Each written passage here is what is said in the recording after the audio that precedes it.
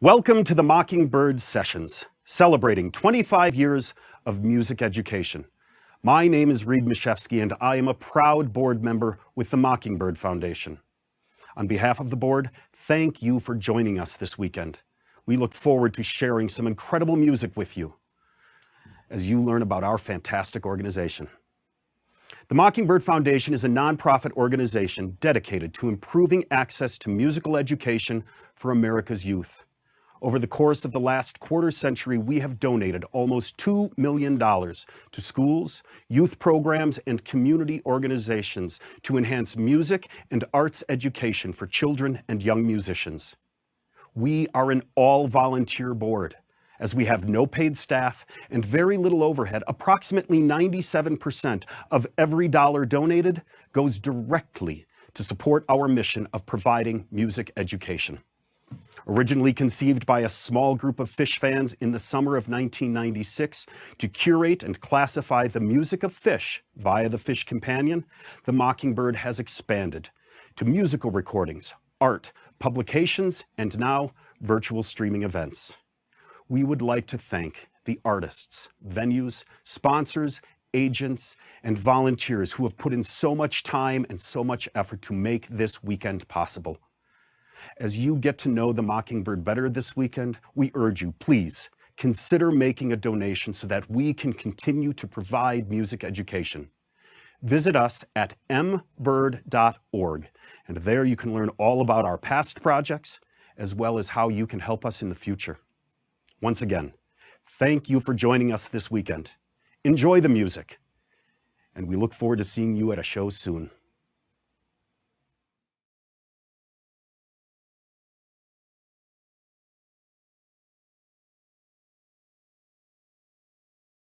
Welcome. I'm Stephanie Jenkins. We're here to celebrate the 25th anniversary of the Mockingbird Foundation with some fantastic keyboardists. We're here with Rob Baracco and Johnny Grusowskis.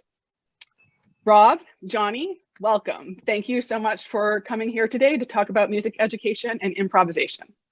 Good to be a part of it. Very happy to be here.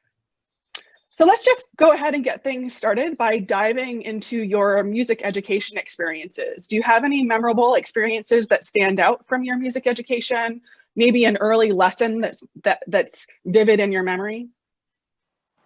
I have one. So I went to college as a classical organ major, and I really hated it. I after just a few weeks, I was asking myself, like, what am I going to be doing with this? Playing classical organ, playing the church, what? And I decided to switch to piano. And right after I made the switch, the great bassist Ron Carter, who was part of the Miles Davis Quintet from the 60s and the early 70s, did a jazz workshop at my school. And I attended, and these guys were, it was a quartet, and they were just cooking, playing all kinds of really cool stuff. But they didn't have a piano player. And at one point, the drummer stood up and asked if there was anybody out there who could play piano. So I was like, oh, I will. I said, oh, this is going to be cool, and they're, I was all of 18. And I could barely play the piano, let alone play what they were playing. But he says, yeah, we're going to play a blues in F. I was like, oh, I could play a blues in F. All right, let's go. So they count this thing off, and it's like no blues in F you've ever heard. They just take it way out at this crazy tempo. So I'm just kind of holding on by the skin of my teeth, doing my thing. And Ron Carter, I can see him out of the corner of my eye. He's going, what? And he starts dragging his big acoustic bass across the floor over to the piano. And he puts his ear down on the piano, and he looks at me and goes, get the hell out of here. And I was like, closed the lid, got up, and walked out the door. And the drummer came running after me. He goes, where are you going? I was like, I got some work to do. And it was like maybe the greatest thing anybody's ever done to me, because it made me realize that if I was going to be in that world, I had to work. And it did. I from that day on, I made a pact with myself, and I worked as hard as I could every day, and till now. I mean, so it was a great lesson to learn. Years later, I went to go see him, and after the show, I went up to him and I introduced myself and explained what happened, and he denied that he ever did that to me. I was trying to tell him what a great thing he did for me. He wasn't having it. Wiped from his memory. Yeah, pretty much. That's an incredible story. Oh my gosh. Yeah, it was, to say the least. I'm embarrassed. There were all these people like up in the bleachers of this performance room, and there were these young ladies that I was thinking I was going to be impressing, and that didn't work. Wow, you got yelled at by Ron Carter. That's an honor. Ron Carter, yeah. and he didn't say hell either. Wow. That'll whip you into shape. I mean, that's part of the discipline of the jazz discipline. And obviously Fish and the Dead were hugely influenced by that world. But I studied with a jazz drummer, Professor Milford Graves, and he was similar. He said, you don't touch the kunga drum until you've put the work in and worked on your technique. Like, you have to come with reverence and respect for the music. A little tough love can go a long way. They say play with people who are better than you. And that's an amazing experience you had as a young musician to really motivate you to get your act together. That's really powerful. Absolutely. Yeah. What I really love about that story is that in conversations about music and especially improvisation, you often hear about the importance of like risk and failure. But it's not common to actually hear stories about things not going well. Well, with improvisation, I tell you, when I was playing with Phil Lesh for a bunch of years, Phil was very daring, and he wanted us to just be ourselves and to just go with free abandon. And when you're in a situation like that with a bunch of other musicians, it doesn't always work. And there are great failures that can happen. And, but every now and again, you reach nirvana, that place where that group mind happens, and it's magic, and the magic happens, and it's happening because you're getting this energy back from the audience that's lifting you higher and higher. So yeah, it's, the risk factor is very important. You always have to take chances, but it's not always going to work out. It's great advice for music, but also life, right? Yeah, might not always work out. Yeah. Could you describe how you developed your playing style, or how you would characterize it even? And who are you talking to? Both of you. Oh, Johnny. I want to hear from Rob, because I'm guessing you were a classical organist, and you play piano in Dark's orchestra. You're a man of technique. I'm more of like a guitarist who has a mini synthesizer in my setup, and keys and percussion have always been part of my repertoire. But I'm sort of a DIY, sort of self-taught as far as keyboardist. I'd like to hear from Rob, because I think he's more of a traditional and schooled keyboardist. As a teenager, I studied only for a little while before I went to college. I learned the basics. I wanted to stay with guitar. My dad, my mom fought about. They wanted a keyboard in the house. My mother wanted a piano. My father wanted an organ. My father won, and the organ came in the house. So I took some lessons. I learned how to play. And right about that time, I heard this song by Stephen Stills, Love the One You're With. And that Hammond organ solo in that song just tore me to shreds the first time I heard it. And I was like, I need to do that. I need to do that. I have to find out what that is. And I did. I asked people and finally found out a Hammond B3 organ.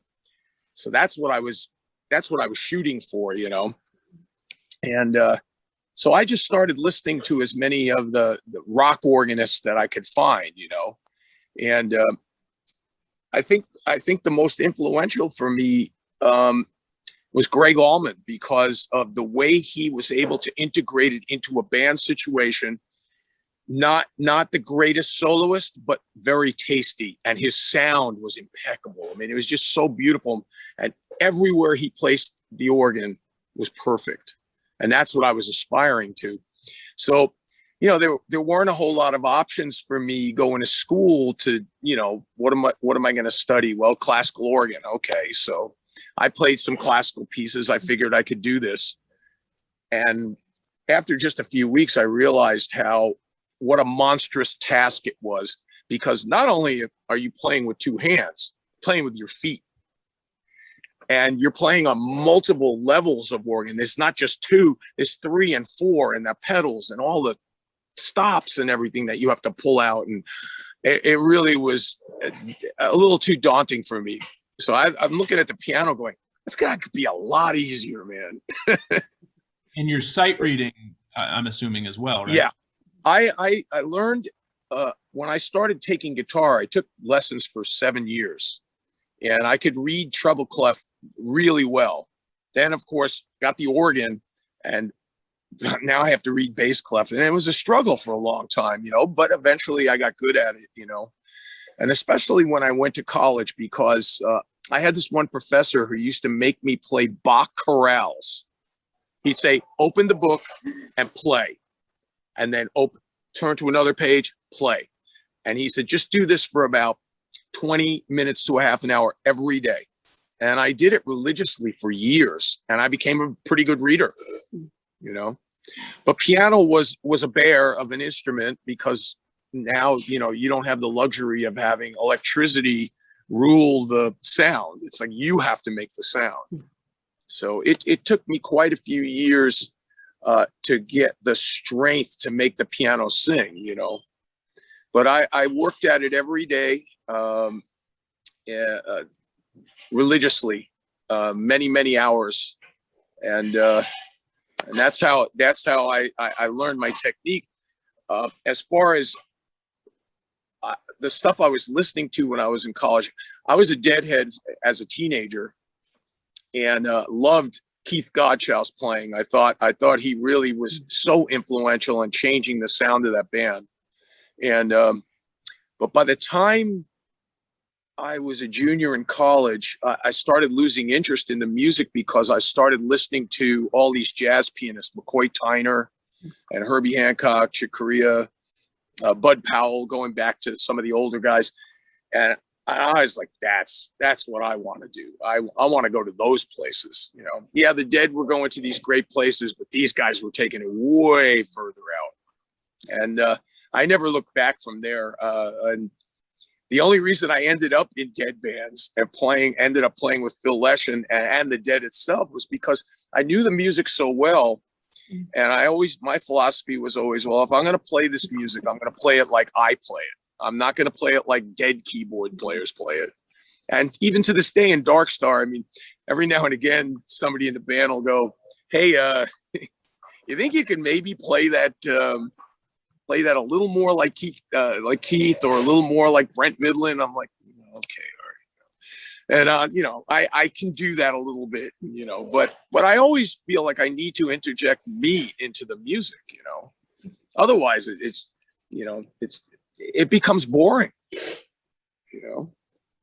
I bet Phil welcomed you bringing your own character to it as well.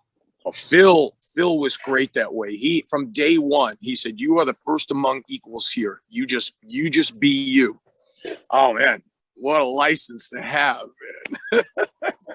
That's cool. Yeah, and so my musical style evolved from listening to all these jazz players and my knowledge of Grateful Dead and jam band music that was popular at that time. Allman Brothers, Grateful Dead.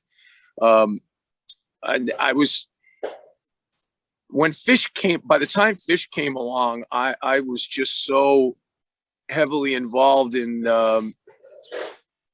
this band, the Zen Tricksters, and then with Phil and stuff. I really didn't listen that much, Eventually, when I did, though, I was pretty blown away by their improvisational thing, Those guys really made a sound for four guys. Jeez, big sound, right? Yeah. Did I see you in 2002 at the Berkshire Mountain Music Festival, Berkfest? With Phil? Zen Tricksters. I could have sworn. Oh, no, I was out of the band by then. Yeah. Okay. Yeah, I left the band in early 2000. I couldn't keep up playing with them and then playing with Phil. Phil wanted me full time at that point, so away I went. So that's really cool. You mentioned Stephen Stills, that great organ solo. I love that song. I've always heard sort of almost a gospel, soulful quality to him, and I was wondering if you would speak on both, maybe if he has a background in the church, and more specifically the Hammond organ and its role in spiritual music, and then bridging to the jam band scene. How did that happen? Well, I'm not positive, but I think the organist on that Stephen Stills is Mike Finnegan. Are you familiar with him? I know the name. So Mike Finnegan, I think he's an LA guy, and he played with Crosby, Stills and Nash for years and years, and he's the one who really taught Greg Allman a lot about the Hammond.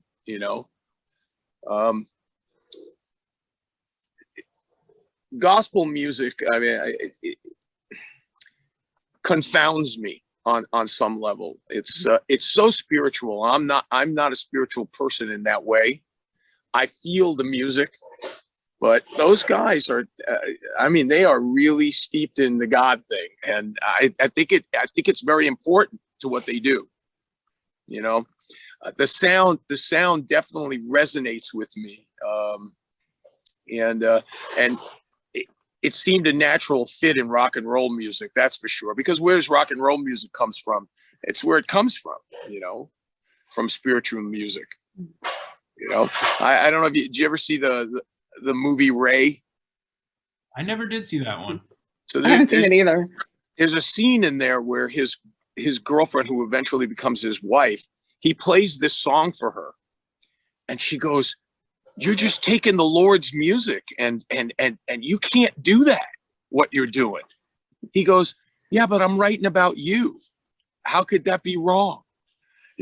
But she said it right there. She goes, "He's taking this gospel stuff and making it rock and roll, basically, rhythm and blues." Yeah. Was that Jamie Foxx? Because he's an incredible singer, incredible pianist. Oh, if you've never seen the movie, you should see it. It's pretty amazing.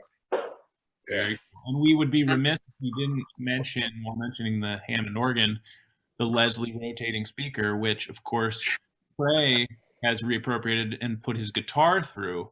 Love it. It's a classic sound. Pink Floyd used it, and even the Beatles used it. Great. Jerry Garcia did it. Did he? Yeah.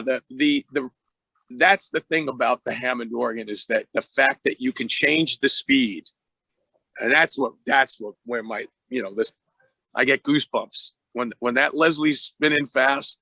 Wow. What a sound. Yeah. Stephanie, do you understand what that is? The Hammond, the spinning speaker? Yeah. Okay.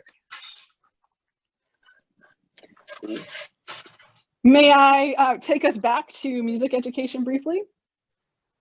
Awesome. So I'm curious if either of you remember anything about your first public performance. Do you, Rob? Like, how far back in your brain is that memory? So I think I was 7 or 8, and we were at a family wedding, and my father made me get up to play with the band, the wedding band. Wow. So they stood me up on top of a piano, and there I was with this guy's big clunky. He had one of those big fat Gibson L5s or something like that. You know the guitar I'm talking about? Yeah. Big jazz guitar. And I'm like this little kid, you know, and I'm up there and I played some Beatles songs. Wow. And the crowd just ate it up. And you know, that's when I realized, like, oh, this could be cool. This could be cool. Good on your dad for getting you up there.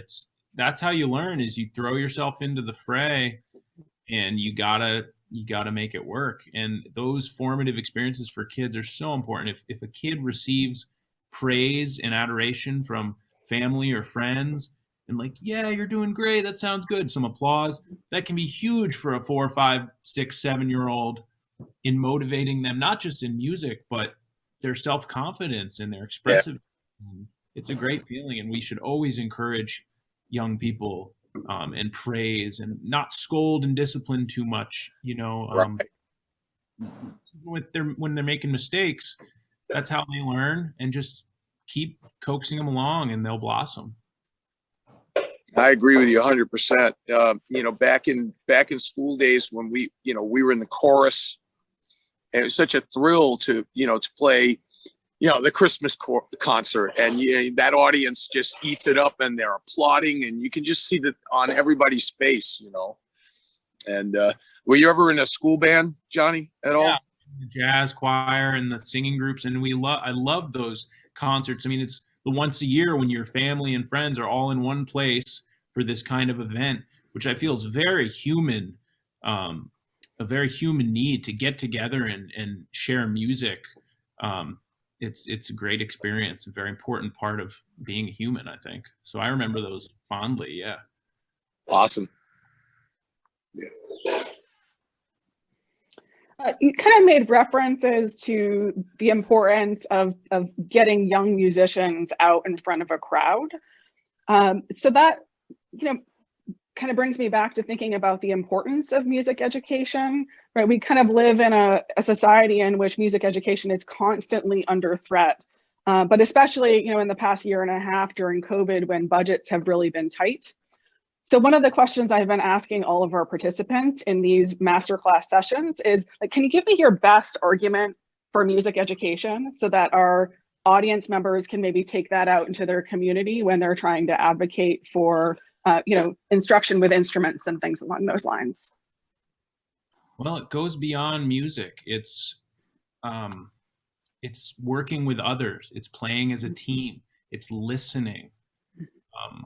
It's working, learning to work with other people is just an important life skill for so many facets of what we do.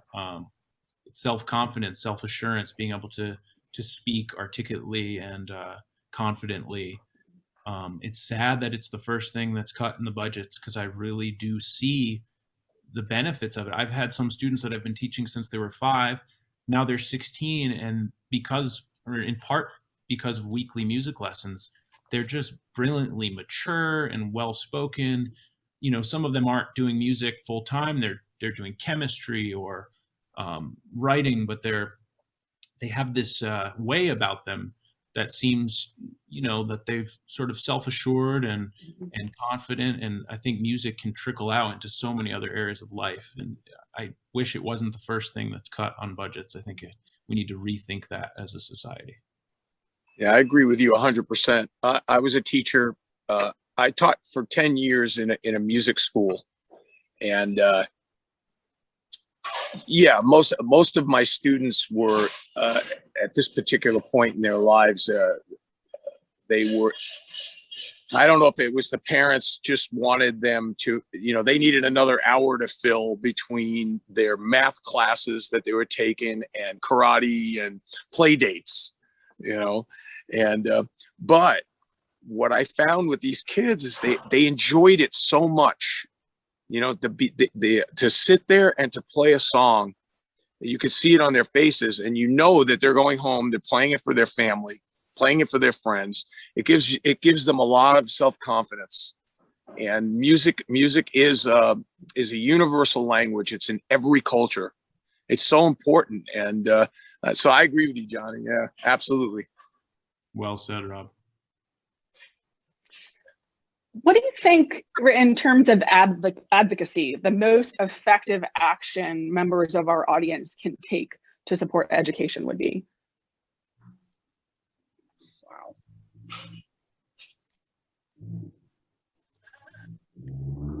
It's a good question.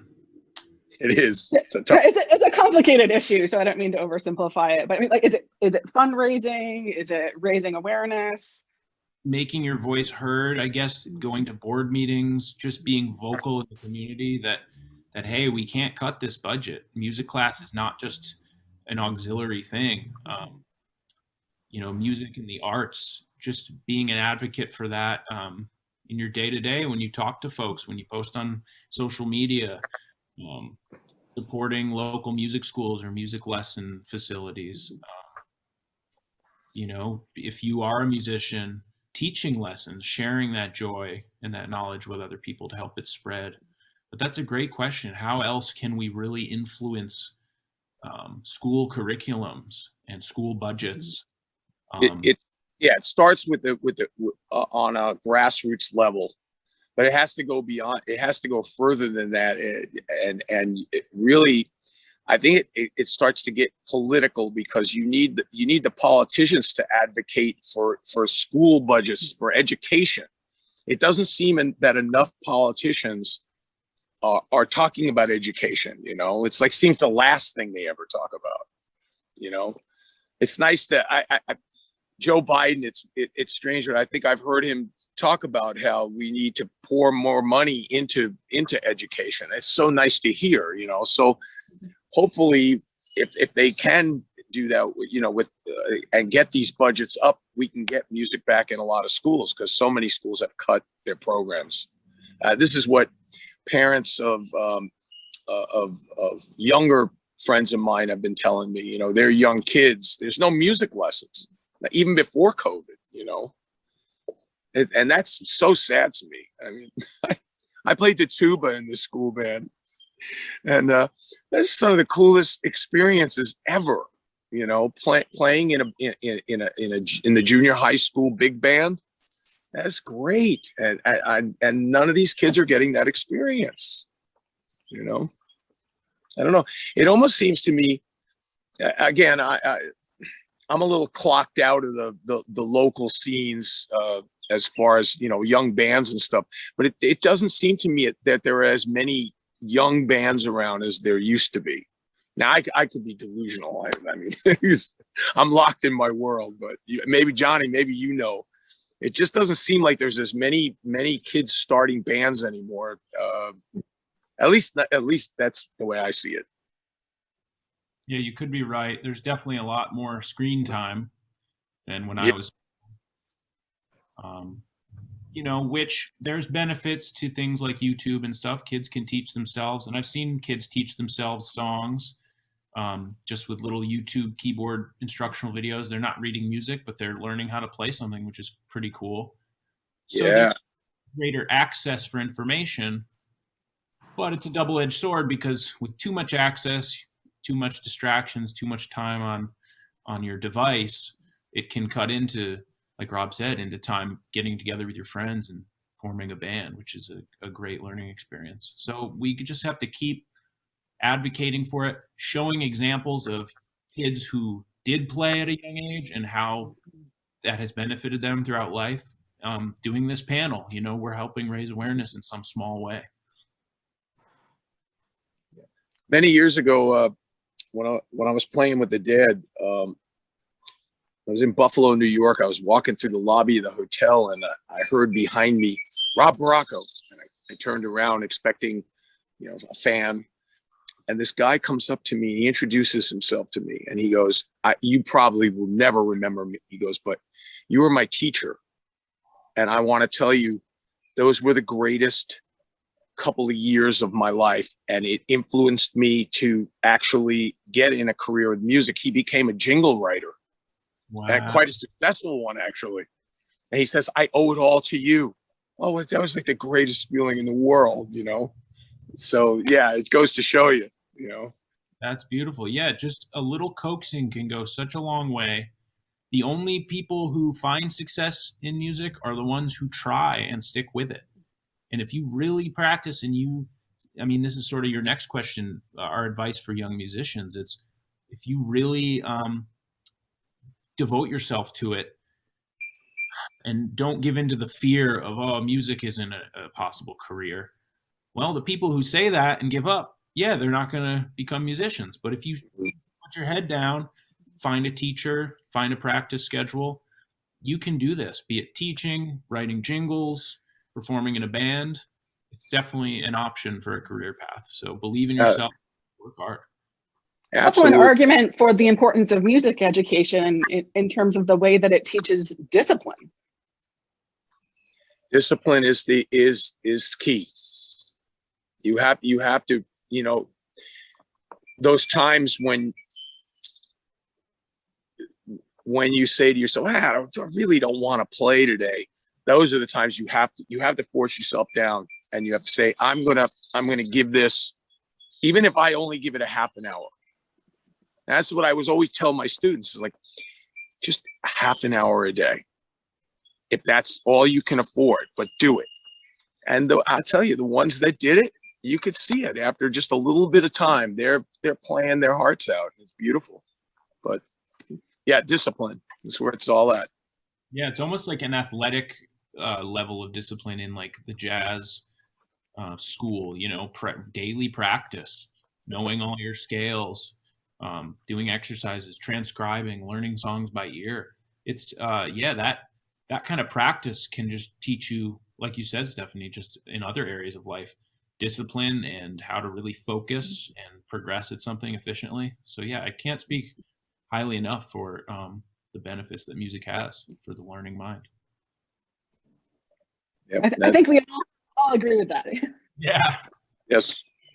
If we think about music education as something that's lifelong, I'm curious about how, as professional musicians, you continue to challenge yourself and kind of push the boundaries of your playing. For example, is there something that you want to be able to do that you haven't quite figured out yet, or something that you're still working on?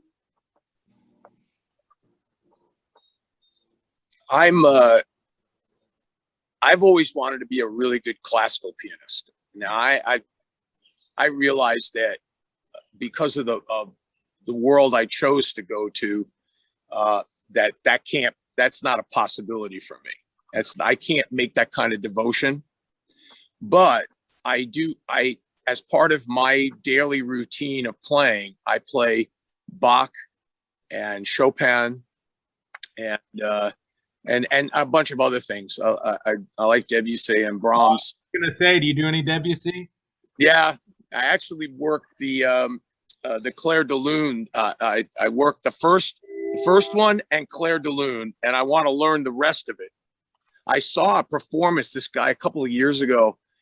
It just floored me, and I was like, I have to learn this. So I learned the first one, and it was so beautiful. And you know, that's my challenge. So I made it a part of my practice routine every day. You know, so I'll spend an hour and a half working on that stuff after I do the other stuff I need to work on.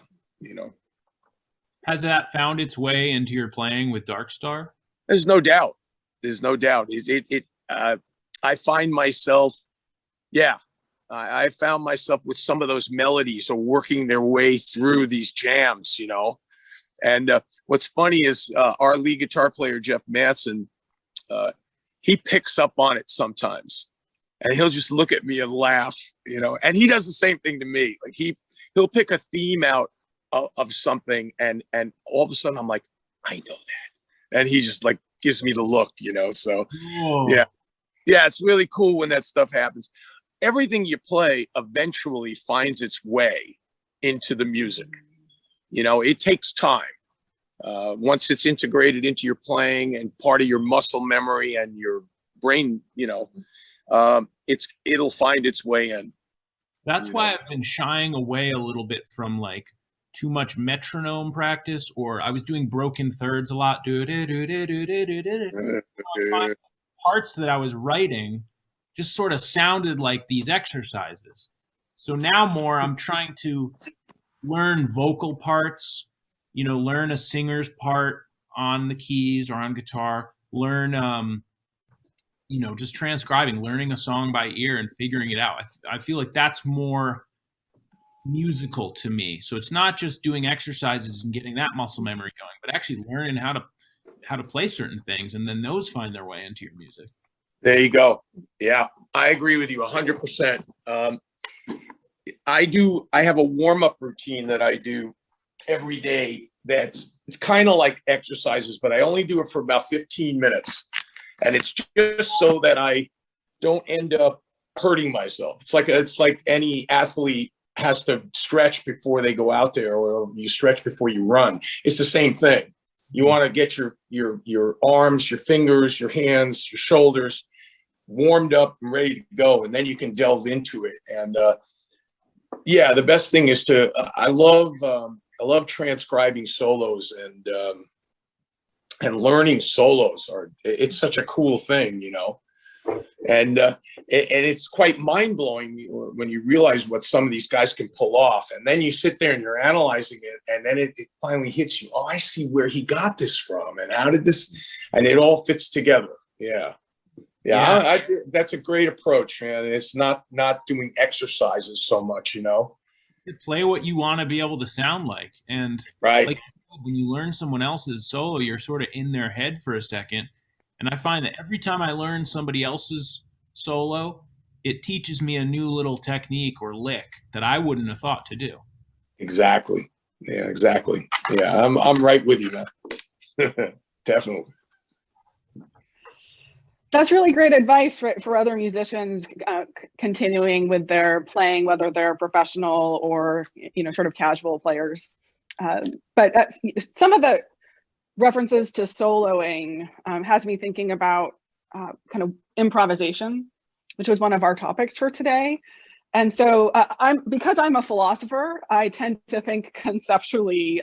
So I'm really wondering if you could just tell, how would you characterize improvisation? How does it differ from soloing or what people might call noodling? Soloing is part of improvisation. Mm-hmm. I studied with this guy named Soule Monde a whole bunch of years ago, a jazz pianist, and the very first thing he ever said to me, he let me play, and he goes, "Do you know what musical truth is?" And I was like, "No, what's musical truth?" He says, you have to play what you hear, not what you think you should play." And I just sat there like, "Oh, I don't understand what that means." He goes, "Oh, you will." He made sure I learned. But it's improvisation is hearing and then instantaneously putting it into your instrument. It's not an easy concept. It's something that takes many, many years to develop. Soloing is one thing, and then there's playing in a jam band, a true jam band, is when everybody it's like having a musical conversation. So let's say there's 5 people in the band. Well, there's 5 conversations going on, and you're listening and contributing at the same time. It's a very, it's a crazy concept. And that's what it leads back to that whole thing where you take chances in the improvisation, hoping at the end result is going to be making magic, So group improvisation is different than just soloing. I don't know if can you expound on that, Johnny? Because I find I can't put it into words so much. No, that's great. I heard a jazz musician once refer to, I wish I could remember who it was. He said, "I'm not an improviser. I'm a composer in the moment." I love it. Like you're not just noodling or doing exercise like you said, but you're hearing something and channeling it through your instrument, which is the ultimate truth. Like to be able to hear something and bring it to life is a lifelong process for me to work on it. That it is a lifelong pursuit, and that's what we keep working at to get better at it. And that's what I work at every day. After I work on ideas and then I'll do my classical thing, then I will just sit and play, and I will play whatever comes into my head. And it's where I've written most of the music I've ever written comes from that. Wow. But I love the idea of I'm a composer in the moment, because that's what it is. You're coming up with these motifs, and then one of your bandmates will hear that motif and expound on it. And it's like, that's where it comes from, Yeah, love that. Yeah. These are fantastic responses. I'm totally going to take them back to my philosophy of music students as a kind of a concrete definition of the text that they're reading. I really like the idea of improvisation as a musical conversation, right? That where you're listening and contributing at the same time. If we think about it that way, what would make that conversation, right, like successful or not? Like what makes a good or a bad improvisation? You got to know what the other person's doing and sort of responding. You got to try to remove the ego. Not about showing off how fast you can play or your new lick, but what serves the song, what serves the vibe. How can I communicate with these other musicians up here? Yeah, Derek Trucks. Are you familiar with him? Are you Derek's Commandments of Jam? Yeah. So one of those commandments, I'm paraphrasing, but he says your job is to try to make everybody else sound better. Wow. And in order to do that, you have to be listening, and you have to be able to leave room. Ego has no place in music, as far as I'm concerned. Ego destroys that. Yeah, you have to be selfless. You have to devote yourself to that moment and with that group of musicians you're playing with, and to serve them and the higher ideal of the music itself. As soon as you think it's about you is when you mess up. Bye-bye. Yeah. Since we're focusing on keyboards in this session, like how would you describe the role of the keyboard in an improvisation, right? When you're in a jam, what's the goal? Which keyboard? I'm intentionally being kind of vague because I know you, right? Yeah. You all play very different instruments, and so I'm going to let you pick what you would like to discuss and run with it. That's actually a difficult question. You're, like I said before, I consider myself mostly a pianist. I dabble on the organ and other keyboards, but piano is my main voice.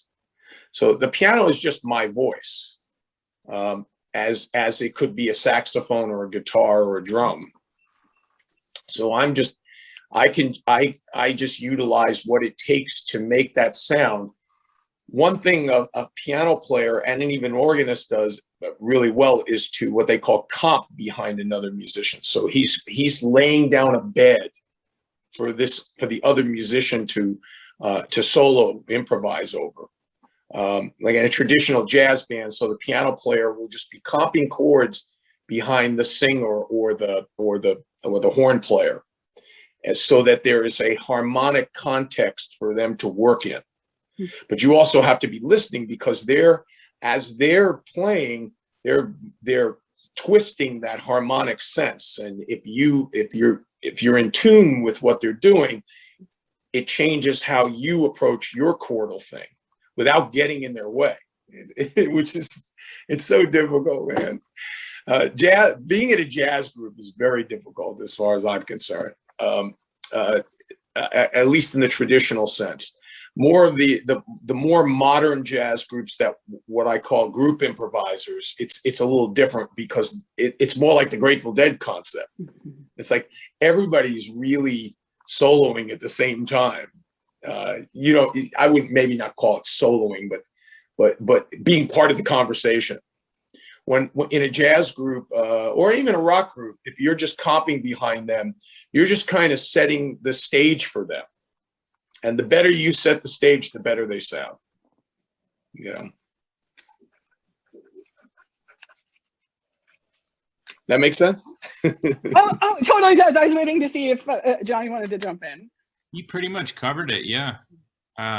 You know, obviously it changes if you're on a Moog synthesizer, which can only play one note at once. You're probably going to be doing more of a vocal or leady saxophone type thing. Right. Piano and someone else is soloing, like Rob said, you can comp, which can be tricky. I remember in college playing in a jazz quartet and at Music Workshop, which was sort of this weekly meeting where we would play for faculty and they would give us feedback. And one of my professors was like, yeah, your comping is almost like soloing. like really lay back and just give the harmonic context. Yeah, like leaving holes so that so other musicians have a place to play, and that's been a lifelong struggle for me. You know, I've been called, you know, an overplayer for a long time. It's like a quick anecdote that goes to that is when I first joined Dark Star Orchestra. You know, their whole thing is recreating Grateful Dead shows, and it came to this place where I had this 2-bar little motif that I had to play. It was kind of like a montuno, and it was supposed to go da da da da, and it set the scene for the next part of the music. So we get to that place, and all of a sudden, I start going zanky, and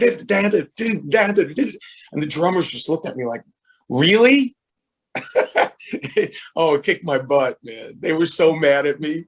And I knew instantly. I was like, why did I do that? That's so awful, you know? I could have just did the right thing, which is the simple thing, but I couldn't do it. Yeah. Thinking about improvisation, right, as a musical conversation, right, that means that there's multiple parts to that, right? And so I'm wondering if you both would be willing to just kind of describe how COVID and the stay-at-home measures have impacted your creative process when, you know, some of those conversations weren't able to take place physically or in real time and so forth.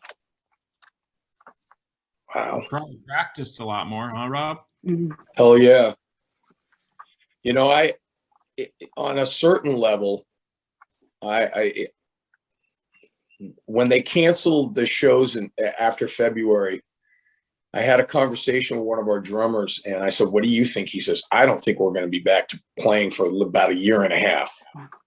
And I was like, yeah, that sounds about right. So I really took advantage of that time, and I worked really hard every day, because when you're on the road as much as we are, it becomes more difficult. Like I still practice every day on the road. I show up early, I put my headphones on, and I work.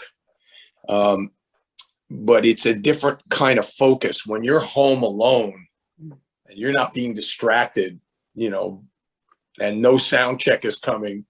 You have 4 or 5 uninterrupted hours to do stuff, and I got a lot done. I made up for a lot of lost time in this past year. But I tell you, I missed it sorely after a little while. It's like there's nothing quite as satisfying to me than the group mind. I've never considered myself a solo artist. I've always wanted to be in a group. You know, I wanted to be surrounded by my peers, and so I started to miss it. And it's real nice to be back to it, even though, you know, I bitch and moan every time I have to walk out the house. It's like once I'm there doing it, it's like, oh, that's right. Here we are. Yeah. That's awesome. Yeah, we got the chance to write more music than we usually do because we weren't on the road. You know, that's a hard thing to compose on the road. A lot of bands do it during sound check and stuff, but we're like city, and sometimes you don't have time to breathe. So it was really nice. We wrapped up an album and we started writing some new stuff, and we're ready to hit it again after this break. It's good to take a break sometimes from the road. So, but now we're recharged and ready for a summer of music. We're very excited. Awesome. I love that, recharged. I think that I can speak not just for myself, but for everybody who's watching this, right? That we are so looking forward to hearing the new material that you have come up with and getting out there and dancing and boogieing with you all. So thank you for everything that you do. It has truly been an honor and just a blissful experience to get to hear your experiences and philosophies as musicians. So thank you again for joining the Mockingbird Foundation and celebrating our 25th anniversary. No, my pleasure. Hey, nice to Bye, everybody. Nice to meet you. Yeah. Take care.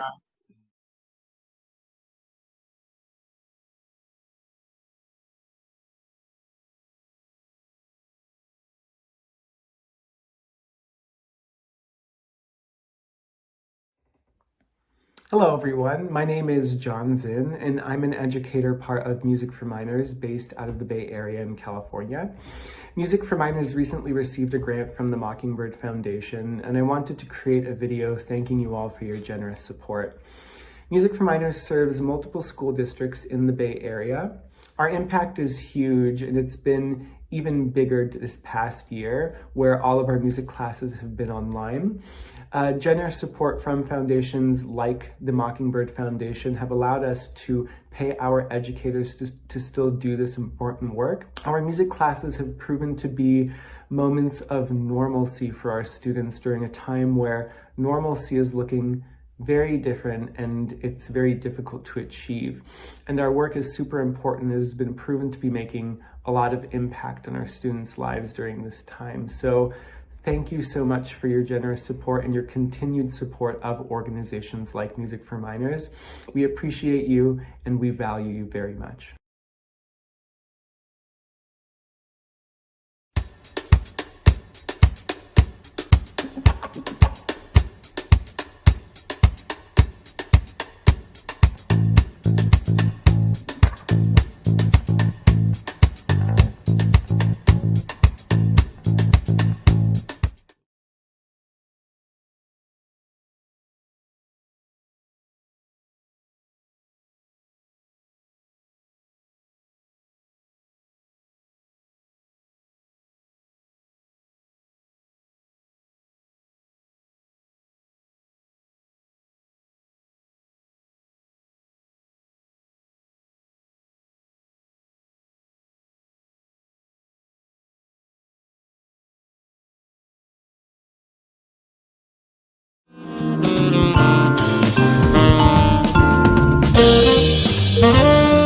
Boogie, you already know. Listen, Open Tone Music is bringing to you some holiday cheer for everyone in Akron, Ohio. Thank you. If you're looking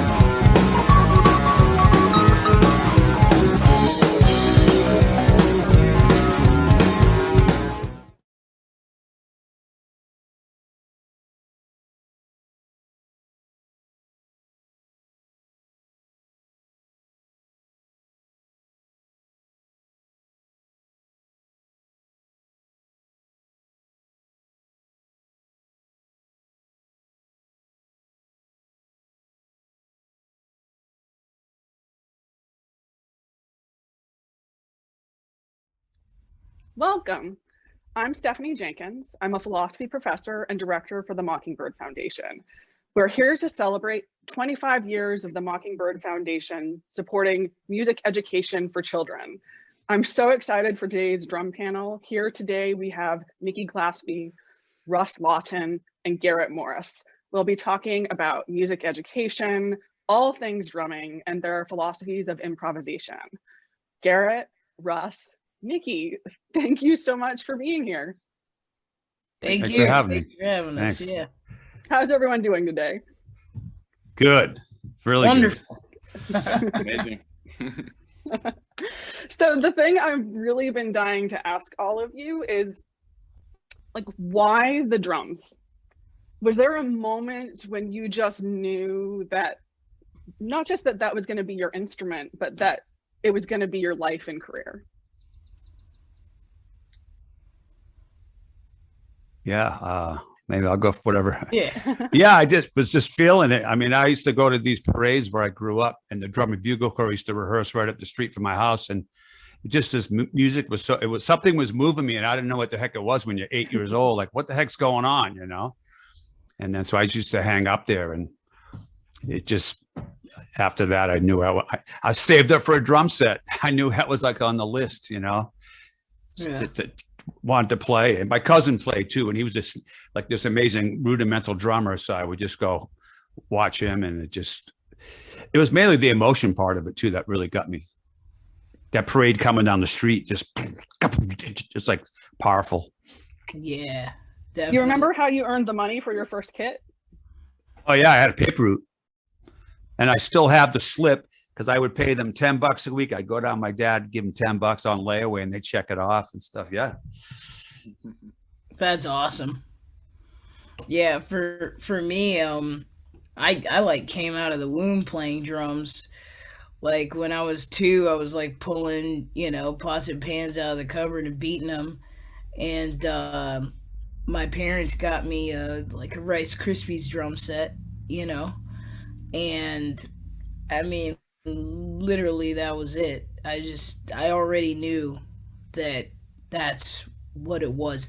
I had never really imagined that I would become a professional drummer or, musician, just because we always played music in my family and in church, and that was just normal, Oh, interesting. So when I decided, oh, I'm gonna do music, that was kind of even a new concept, or, it just wasn't a concept to be able to be a professional and like make money doing that, because we just did it all the time. That was a part of life. So Oh, cool. when I figured out that I could, in fact, help people while playing drum, that changed my trajectory. That's cool. Nice. Yeah, for me, my dad always wanted to be a drummer, and so he kind of got me into it at an early age. And I'd bang on pots and pans too and stuff like that. And then eventually, like when I got into middle school, I joined like school band. Even before that, I had like the snare drum and the Mickey Mouse kit. Yeah. Yeah. I had one of those too. Target or whatever. Paper heads and stuff. Yeah. Yep. I remember my friends coming over and just thrashing my kit and, breaking the paper heads. And I was so upset.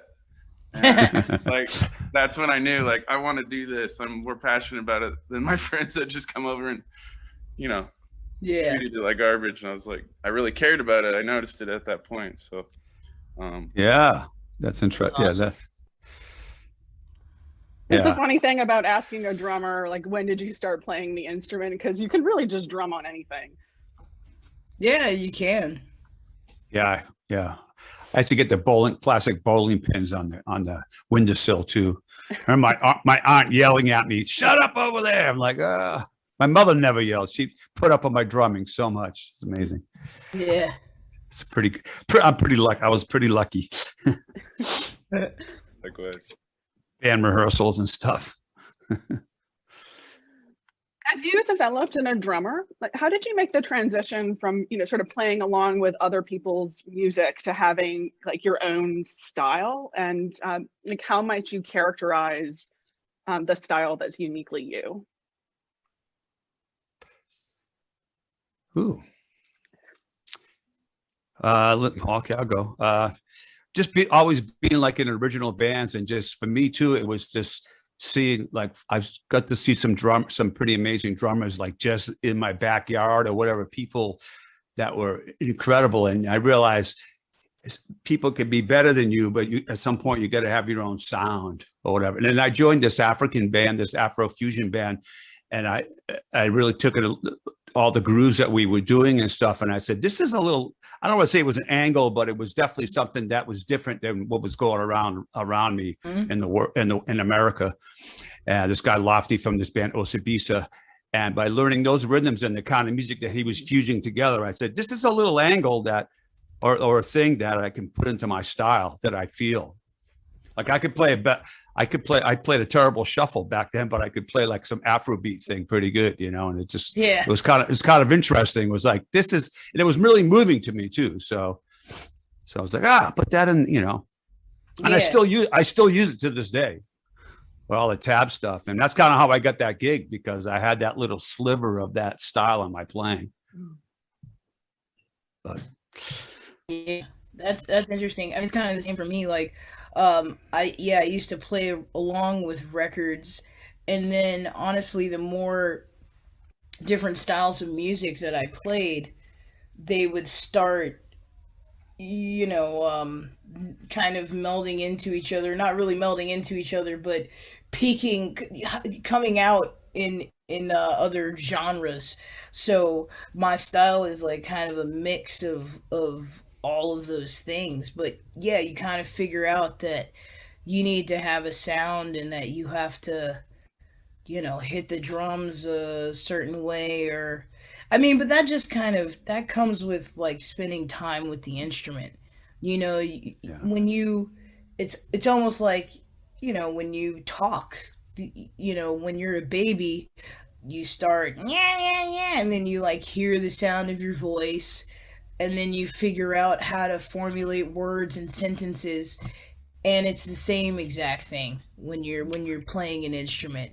You hear other people, that the accent, or the tone kind of gets in your head, and you're like, oh, I like how that sounds, and then you like try and emulate that. But it's the same as learning a language or speaking a language, and like learning your own voice.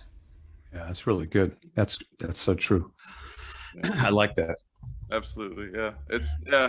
And for me, it's just years of listening to music. And like Nick said, like a lot of different styles start to relate after a while, and you can kind of like connect them. And so I was really into like metal and classic rock in high school, and then I got into funk and jazz and blues, and kind of progressed from there. And I've just found all these, like, there's a lot of similar things happening in all these different styles that you can pull. Yeah. It's like you could learn one beat and make it work in many different situations. Yes, definitely. Yep. As I've been working on these panels and also just talking to friends who are musicians, I'm finding that kind of a lot of artists are spending more time practicing during the kind of COVID stay-at-home period. What's your practice regimen like? Is there something in particular that you're working on right now? I'm always working on something, even between writing, because it's kind of, I'm like lucky I play with Ray and Soule Monde. I write beats and stuff, and then I send it to him, and he reacts to it, and he sends it back. We record it, and I'm always working on whatever at time. And I've always had a wake up and practice kind of guy. And with the pandemic, I was like, okay, I'm going to act like I'm 18 again and practice as much as I can. And then maybe pick up the house a little bit before my wife comes home. But but yeah, what'd you do today? But yeah, I just, and Ray and I just put a new album out, and we worked on that in the pandemic. And once we felt safe about being in his barn with masks, we finished it up. But and I've been lucky enough to play on a lot of records. Just people have been recording this year, so I just get in the studio with my mask and stay by my drums. But yeah, I was bummed out that everything got canceled, but I was like, this is a perfect opportunity. How many times you have like I just finished a session a couple of days ago, then I got another one this week. So you're always preparing, which is wonderful. But when I wasn't preparing, I was like, okay, I need to work on stuff, put more hours into what I really want to work on or need to. Yeah. I mean, pretty much actually during the quarantine or whatever, I rarely played drums. I actually started playing more guitar and bass because I've always loved the bass. I've been playing the bass since I was like 17 or something, but never constantly, every day relentlessly at it, so I felt like this was a great time to work on bass and guitar and keys and production. So I did the same thing though. I definitely played on a lot of records, which was really cool because I've never been the tech girl that knows all the programs and can record myself and whatever, but I've turned out to become a pretty decent engineer at this point. I get good sounds in my room, and I know how to get clean guitars and clean basses and get some different types of tones happening. So yeah, I mean, we've always said, man, I'd love to have a month off or 2 months off so I can just do this thing, and we had it, man. We had we had Definitely. so much time, so that's kind of how I spent it. I didn't really I maybe played drums twice a week or whenever I was recording, but other than that, I just had my head in compressors and things like that. Ah, cool. Very nice. Yeah, for me, it was I put a band together. Nice. And I started learning more on that end too, how to record, how to edit video.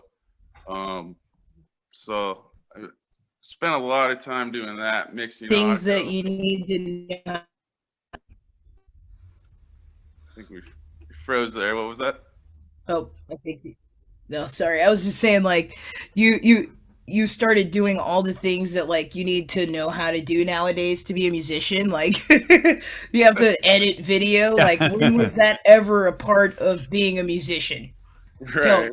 Yeah. Never. and figure out how to do a live stream. Yeah, figure that out. Yeah. Multi-camera live streams. So yeah, just kind of figuring all that, and then waking up early and practice when I can, and write music. Been doing a lot more of writing lately, which is it's really fun process and exciting. So yeah, sure is. You all had very productive pandemics. Yeah, you have to take advantage. Yeah, it's it. So in getting ready for today's interview, I went back and read some of your old interviews. And one thing that really stood out to me was, Russ, you were describing your kind of perspective on teaching and drum instruction.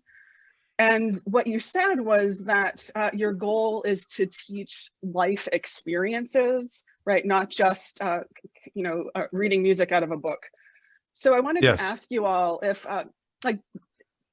have you had any life experiences that taught you something or that helped you in other areas of your life through the drums? Definitely discipline.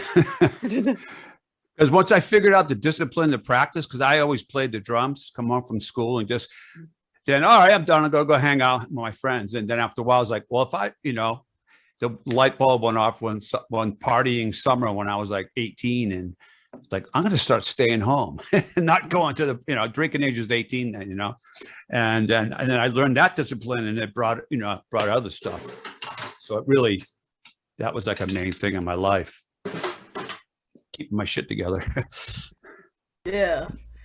I mean, same here. Definitely discipline, just like work ethic. Yeah. You want to be at a certain level, so you have to work to get there. It just doesn't happen overnight. People always see like like how glamorous it is, but they have no idea like how much time and effort and energy and blood, sweat, and tears that goes into doing what we do, So, but drumming in particular, I mean, I know it helped me developmentally, you know. They say on average, I think these are the smartest people. I'm pretty sure I've read that somewhere. They say that, but just because we have to use so many parts of our brains and multitask, so we can actually do that in real life. I can have a conversation with 5 people talking to me at the same time, at a show. It's possible. Yeah, they say the drummers book the gigs, and I'm like, I know Garrett does, and I'm like, yeah, I'm not doing it now because we have a booking guy, thank God. But when I was younger bands, I was definitely on the phone. Yeah, hustling, Yeah, somebody's, and it works. I remember meeting a lot of people that way, or just taking bands to the next level or whatever. It's pretty by just doing it. Yeah, and all those things, plus like keeping a calendar, keeping stuff organized, being able to coordinate rehearsals, shows, gigs. Yep. Other musicians, like these are skills that I got through music. And communication is a big part of playing music. Yeah, it is. Being able to express yourself and communicate to the other musicians your ideas and the audience. This conversation is actually a really great segue into thinking about music education. So to get us started there, do you have any memorable moments from your music education or early life as a drummer? Like, for example, is there an instructor or a particular lesson that stands out for you? Yeah, for me, I studied with this guy, Gene Roma. He used to teach at Berkeley. And just for me, it was like being a self-taught drummer. And just the fact that he said, kid, you can do what you want, but if you hold your stick down here and, just show me little techniques to get the fingers and you try to do some like shuffle, or it's like, I went from 6 months and within 6 months I was doing shows and I had to utilize that. And like, wow, even working out of this book, stick controller, just evening out your sound and then opening your brain to different, styles or Mozambiques and different things that you never really couldn't do on my own, but changed my life. I still keep in touch with him. It's really cool. He comments once in a while, on Facebook. That's what's cool about Facebook. Hey, really swinging. And when I went to him, I couldn't swing. maybe I still can't, but whatever. He likes it. I'm like, all right, I'm getting over with my teacher. Yeah, that's good. That's good. Yeah, I had a professor at Berkeley. Her name's Angela Mia Botchaman, and she's probably like the greatest teacher that I ever had. But because it went beyond music, it like made me a better musician. Because it's like something that you figure out playing music is that, music is life and life is music. It's like all kind of like one thing. So if you become a better person, you become a better musician, and like vice versa. And she was very instrumental in getting that concept across. And just regular things like, hey, you need a drum rug when you go play a gig. You know, it was like, I never played a gig before. She's like, you can't show up without a rug because then your drums will be slipping and sliding all over the place. And that was probably like the greatest advice, you know, for the first, you know, look, it's like you don't know that. You have no idea when you like show up somewhere. You don't know if it's going to be wood floors or ceramic tile or like whatever. You know, That's great. you got to have a rug.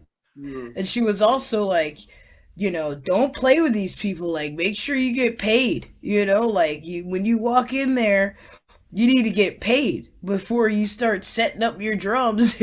And you know, so she was definitely made a huge impact on That's me. wonderful. And in my career. And same thing, like we're still in touch. I saw her day before yesterday.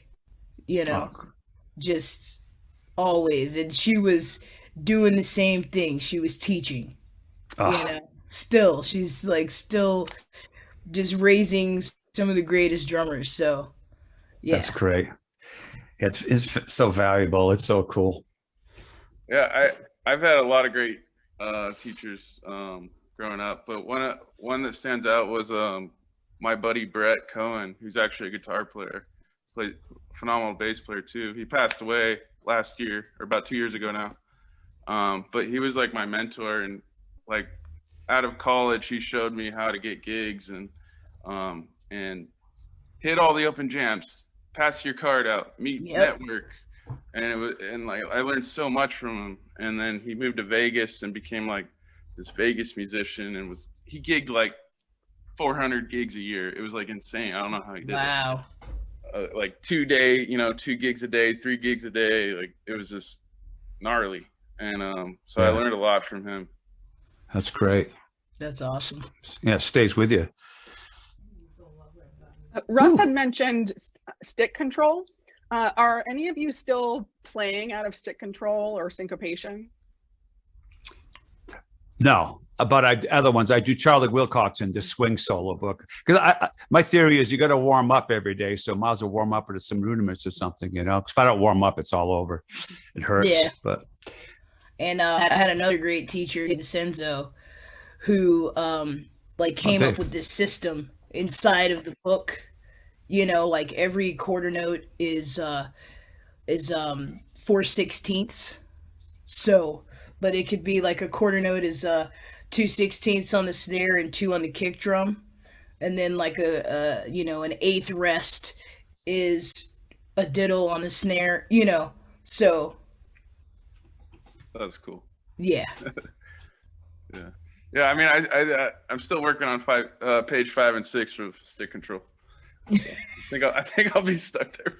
There's so many ways you can take that page. Yeah, it's never ending. I know being in LA and the drum shop, and the guy's like, "Yeah, kid, man, you can do the first page of stick control the rest of your life." You know, those crazy like drum shop guys. Like, "Oh, okay." But yeah, it's funny. After I went through like 3 or 4 like drum rudiment books. I just sort of didn't think about it. And then somebody gave me Rudimental Ritual by Alan Dawson. And I'm like, I can't do these. And all of a sudden, like, I was doing it every day. I'm like, note to self, you need to play your rudiments every day, a little, at least to warm up. And wow, what a difference it made, you know? It was pretty cool. So I haven't stopped since then. That was probably about 15 years ago. But that's awesome. Makes me feel better that even, professional drummers are still working away at the same page of those books. It's never ending. It's like that guy. He's one of my mentors. This guy Lofty, from the band Osabishi. He goes, "My brother, man, music is a lifetime profession," and I think of him like all the time when I'm now my age, and I played with him years ago, and it's so true. And he said it keeps you young too. Music keeps you young. He always used to say that to me, and he was like my father's age. So I was like, I guess, man, because you look like my, it's amazing. Yeah. No, it's a beautiful thing, but I think that honestly, you can see it in cats, certain musicians. It's like it's always longing for learning. It's just a thirst for learning, like just wanting to get better all the time. So yeah, we're obsessed. We're like driven by that thing, so I think it does absolutely keep you young, Yeah, it because does. you're always like trying to challenge yourself, and it keeps your brain sharp. Yeah, certainly does. I feel very lucky. I want to keep doing it. Yeah. And that's why I can play at my house. Yeah, it's amazing.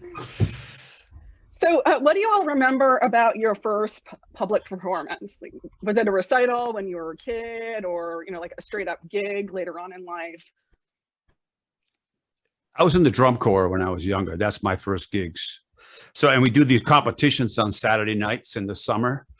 And you got these judges walking around knocking off points for you doing a bad rudiment or something, whatever they do. But it was very emotional because we have to do these whole routines and you practice them and practice them. We used to practice in these factory parking lots where I grew up in New Bedford, Mass. And you go out there and you do them. And there again, too, it was like all these very emotional. You do all these routines and stuff. It was really cool.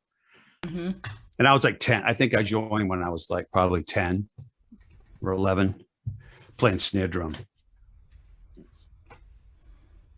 Yeah, I honestly like can't remember like my first performance per se. 'Cause I grew up playing drums in church. So it was just normal, and it wasn't really like a performance as much as it was service, Right. to usher in the spirit or whatnot. But one like performance that sticks out to me really is like I was in the 6th grade, and my mom came to the recital, and she saw me like play snare drum in the concert band. And afterwards, she was like, "Oh my God, like you were so great."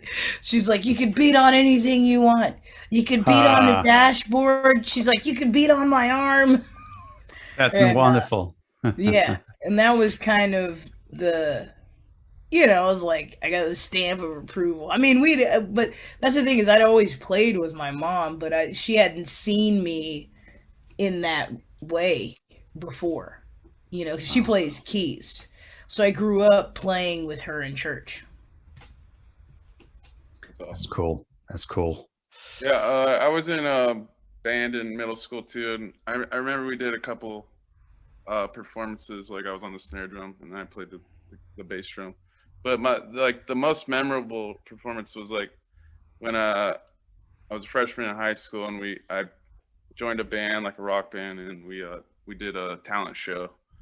And I just remember like the big stage and like the house was packed. I was like, wow, this is awesome. The backstage, like the drama chicks were like talking to me. It was cool. I'm in. I was in it. Yeah, that was it. Do you remember the set list? I remember we did for whom the bell tolls, Metallica. Oh wow. I think we did 3 songs. I can't really remember. We may have done an original, and then like I kind of vaguely remember "Sweet Home Alabama" for some reason. Gotta have that in there. That's excellent. Oh man. I love that you all have these kind of early formative memories that were a part of your education, both formal and informal. So I was wondering if maybe for a minute we could pretend that I'm a skeptic, like I'm a politician who's reviewing a budget, or a school administrator who's reviewing an internal budget and thinking about cutting the music program. What kind of argument would you bring forth to defend the importance of music education and keep it there? Yeah, again, too, it's to me, it's back to the discipline of that and really opening your mind to within other styles of music, whatever. It's just,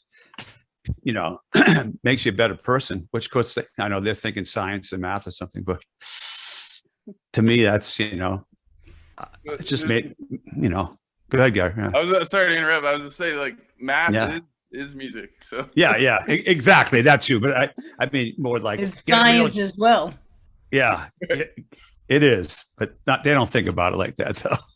Because I see that even around here where I live in Vermont, they cut the music programs. They just cut it really bad, and the sports are getting all the money, But Yeah, I think that I would conduct a study. To be honest, I would conduct a study and see in schools that the music program has been cut, like what the testing is. How are the students performing without music? And I'm 99.9% sure that it's not as well. yeah, that's good. Because it actually has been scientifically proven that people that play music, but also, I mean, listening to music is part of it as well. But if a child listens to music, their brain responds in a certain way that it doesn't without it. Their synapses are connected, and there's actual developmental things that happen a lot quicker if a child is listening to classical music or like any type of music for that matter. But if a child actually plays music, the health benefits are astronomical, comparatively. you know like I said, there's been lots of studies, so I would just bring data to those people who are like, we don't need music. And I'd be like, well, do you listen to music? What part does music play in your life, in your daily life? Do you get in your car? Do you turn on the radio? Do you listen to music? Walk into a drugstore or a Walmart or anywhere. Is there music playing? Anything like that. When you go to a doctor's office, there's music. There's always music in a lot of public areas. And then I would ask them why they think that is. That's good. Yeah, that's you great. know. Yeah, because they don't realize. I always say that because I was at this family reunion and somebody, you still play the drums?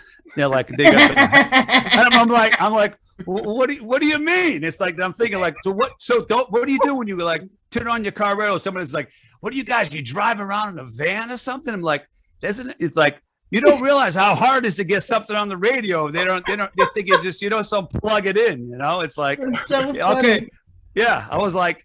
I had to do well. Yeah, you ever been to this venue before? You had to kind of like rub it in their noses a little bit. But I was like, they don't realize what it takes to get that happening. Seriously, they don't realize. And I'm not complaining one bit, but they don't understand that song they love on the radio. That's funny. You still playing music? You still like I'm some I did it in high school or something. Yeah. I'm like 50 years. Like I was like it's funny. So funny. And just to add to everything, I mean, all these great points. Music is a valve of creativity, and it's like a stress reliever, especially if you're a kid and you're getting, it's tough being a kid, with on or whatever, all the pressures of everything. And so I think it's like a self-esteem builder, and it helps you get those things out of you that you need to express. Yeah, you make friends with that. I still keep in touch with this guitar player. I went to high school in Cape Cod. We texted today. I've known him for since we were in high school, and he's a great player. And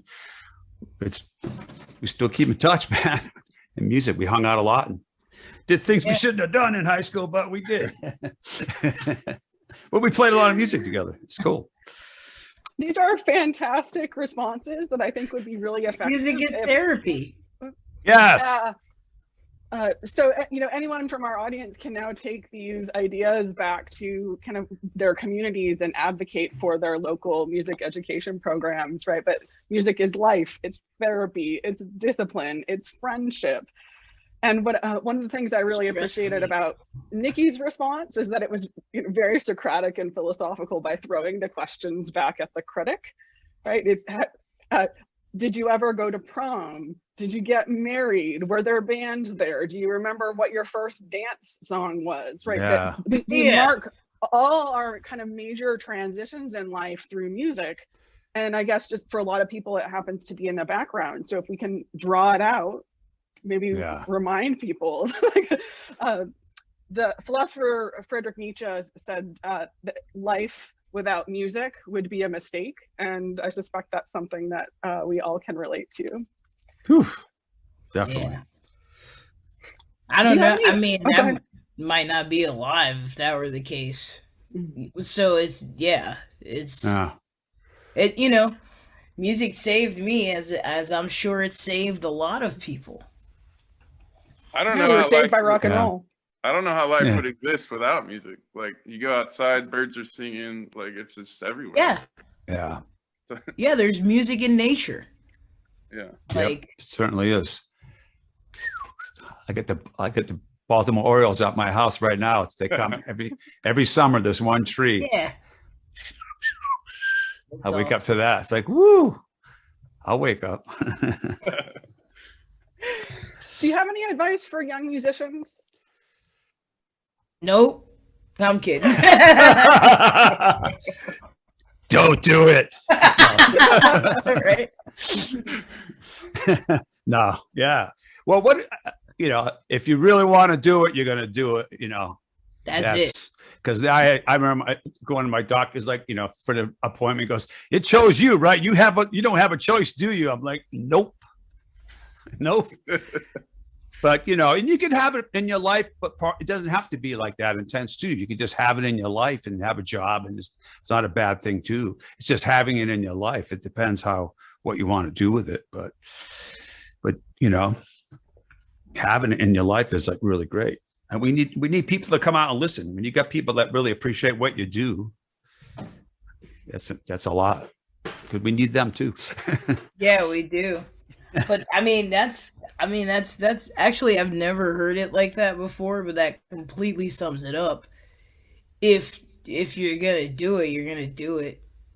Like, you don't really have a choice. It's like, we don't have a choice, so I guess the advice is, do you have a choice or do you not?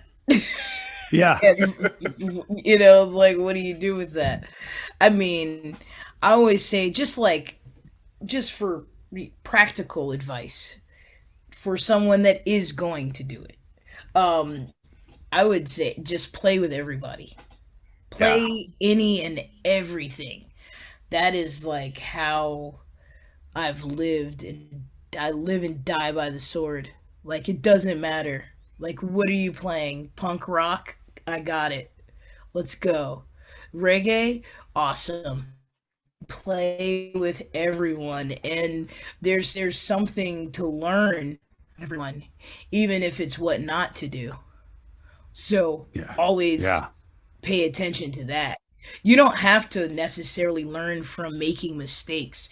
You can watch other people make mistakes. I don't need to try heroin to know that that's a mistake. You know what I mean? Yeah.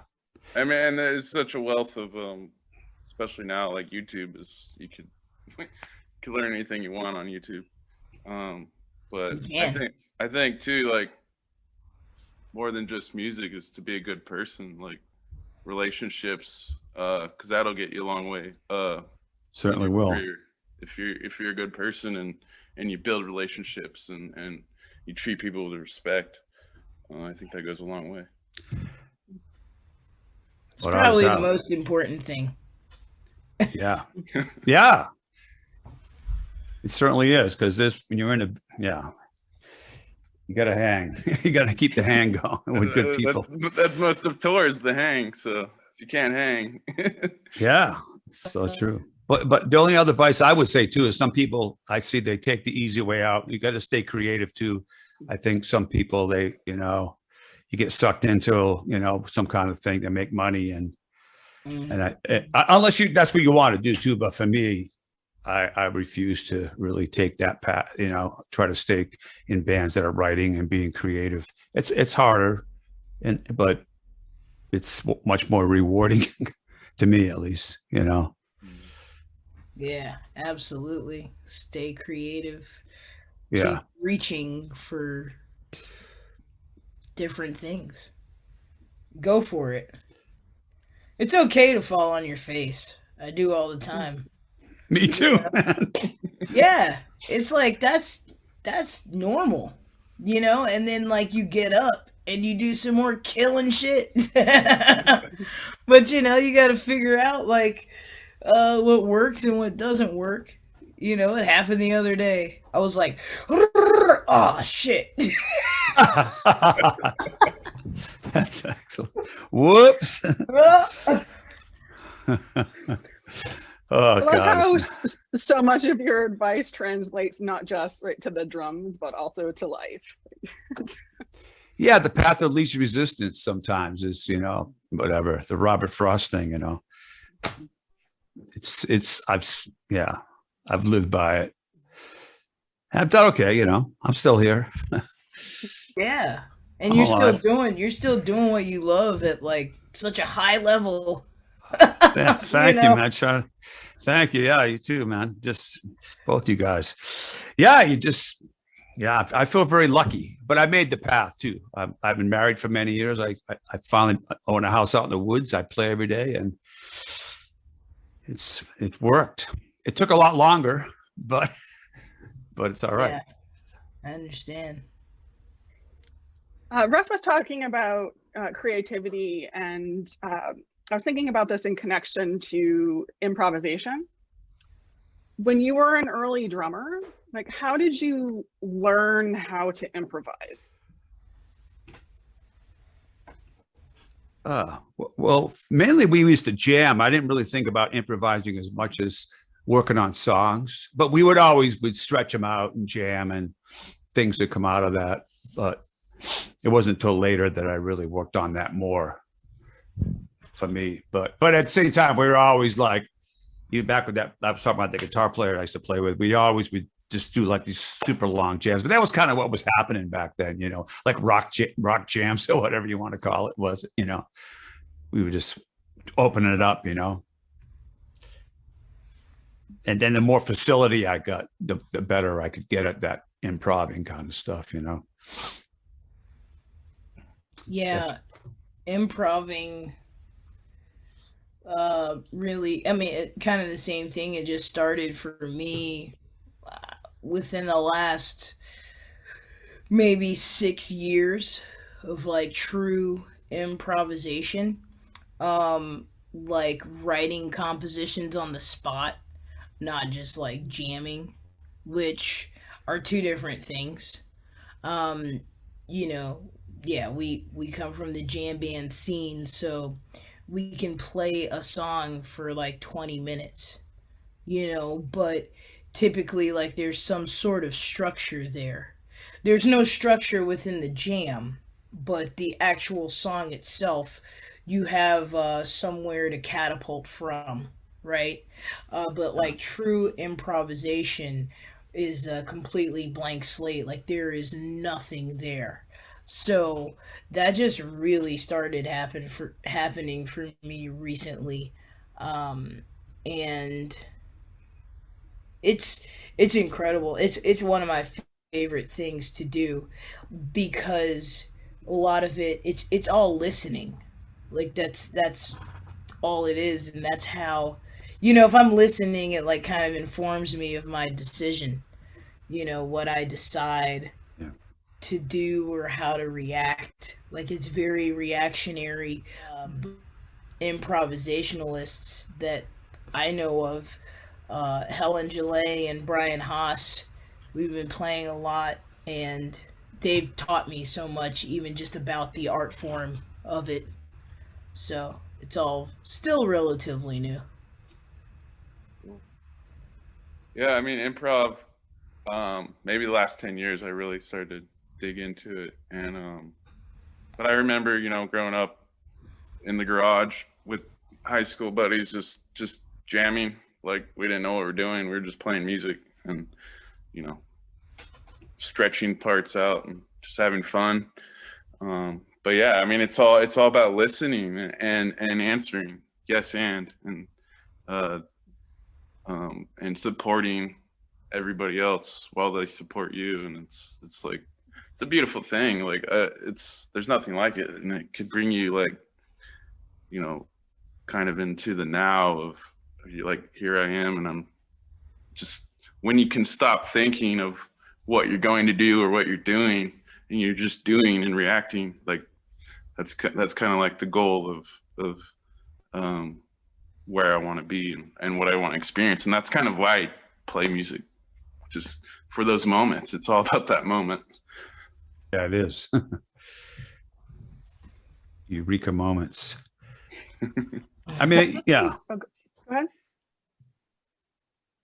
I'm sorry? I interrupted you. Oh, no. It's just, I just think about when I was a kid, when I didn't know what the heck I was doing. I would just go in my room every night after dinner and just go play and just, like, lose myself. And that's like Garrett was saying, you just, those moments that you just, it's part of your life. It's like my food. That was my dessert or something every night. Mm-hmm. Or I'd come home from school and I would just play. My neighbor goes, how come you run off the school bus? I'm like, I'm going to go home and play, man. Yep. I would just run home. That's awesome.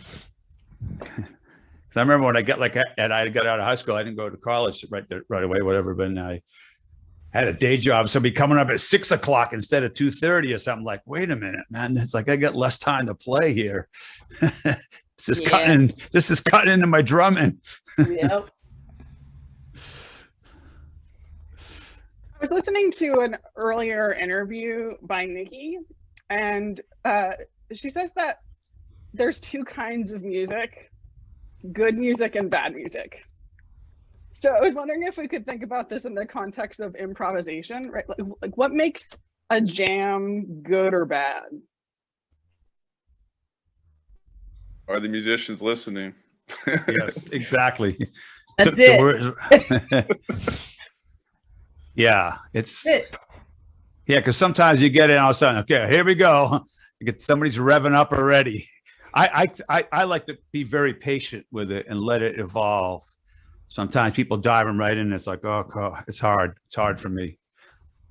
Yeah, it is. I mean, just like we're sitting here having a conversation, it's the same thing. You can't listen, and like talk constantly at the same time. It doesn't work. And It sounds like that. Yeah, exactly. Here we go. I can't answer the question if you are answering the question you just asked me yourself. Yeah, I find too, like, a lot of musicians they play like their personalities. So so much. Yeah. You can tell how someone's gonna play before you even hear them play, just by meeting. Yeah. Totally. That's funny. What's the role of the drums in improvisation, right? When you're playing, what's your goal in the jam? Yeah, I'm just holding it down and see what's going to happen. And I might push it, or if I find a hole, whatever. You just, again, too, just that patience and just, all right, yeah, put some little thing in there and see if it goes, and it goes back, dynamics and all that, bring it way down. Just keep your ears open and hope, and, take it from there. Yeah, I mean, essentially, like, we're the bus drivers. So, you start driving and then you turn around and you see, like, can they handle? Yeah, just it can go so many directions. Yeah, I mean, and it's I think I'm there to support what everybody's doing and kind of lift everybody up. Just, create a bed, a foundation. Yeah. People can, lay down in and be comfortable. And then you can sort of push it and whatever, not try just organically, but it ain't gonna go there. Oh wait, whatever. Or Right. Yeah, you never know. Flip the bed up, you know. Exactly. Going for a ride now. Yeah. What just happened? That's cool. Do you have any questions for each other? I don't know. Yeah. I'm sure I will after we stop today. I'll be like, Yeah, exactly. Me too.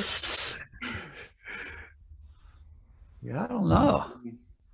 Off the top of my head, I can't think of anything. I started to know these guys a little bit too, so Yeah. which is cool. That's it. Well, Garrett, Russ, Nikki, it was just an honor to talk to you, and a pure thrill to talk about drums and improvisation. So thank you again from the Mockingbird Foundation for supporting the work that we do and at the Mockingbird Sessions event. Absolutely. Oh, thank you. Thank you. It's an honor. Appreciate it.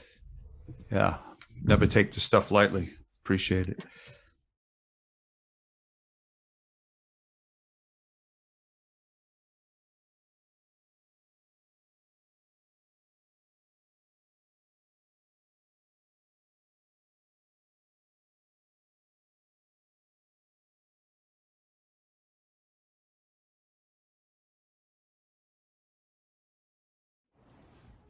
Hi, my name is Courtney Clark, and I'm the Artistic Director of Kids for Harmony.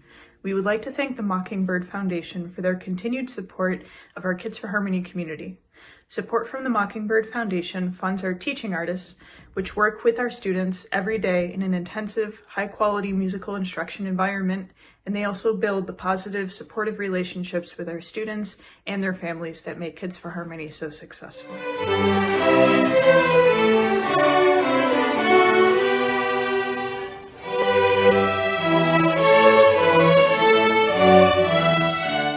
Thank you again, Mockingbird Foundation, for your continued support.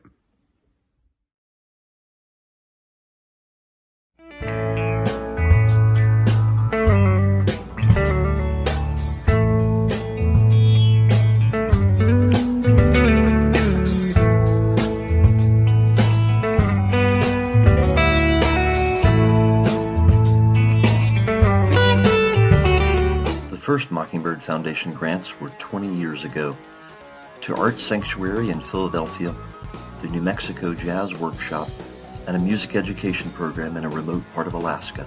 Since then, we've made 493 grants nationwide, probably including one or more near you, and now we've mapped them all on Google Earth. See where your donation dollars have gone and the impact that thousands of us have collectively made over the past 2 decades. Zoom in on any grant to explore the area in 2D or 3D, and check out this info bubble for a summary of the grant and links to the grantee and grant announcement. We appreciate your support for music education. The world needs it.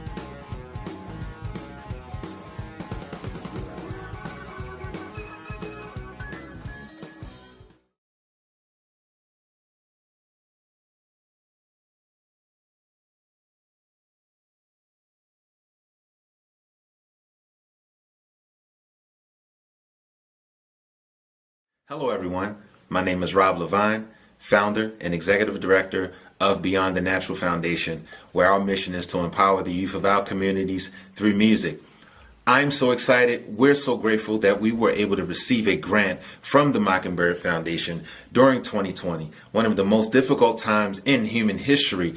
This grant allowed us to continue the great work that we love to do by allowing us to pivot in our programming by purchasing musical instruments to put in each of our participants' homes. So they were able to continue having a high quality learning experience, hands-on with actual musical instruments in the comfort and safety of their homes during a difficult time. And this really allowed us to really remain connected and continue the work that we love to do. So we're so grateful on behalf of our board of directors, our staff, and the youth and families that we serve. We thank the Mockingbird Foundation for this award, this grant, and we wish you all nothing but the best in 2021. Please continue doing the great work that you all do in the world. It makes a tremendous difference, and it made a tremendous difference to us.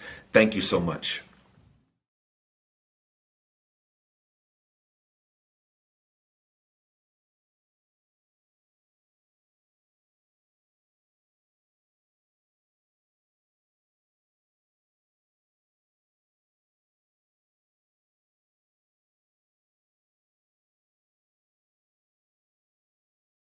This song is dedicated to the Mockingbird Foundation, which is raising money for children's education, something close to our heart. And this is a special song for all you guys at the Mockingbird Foundation.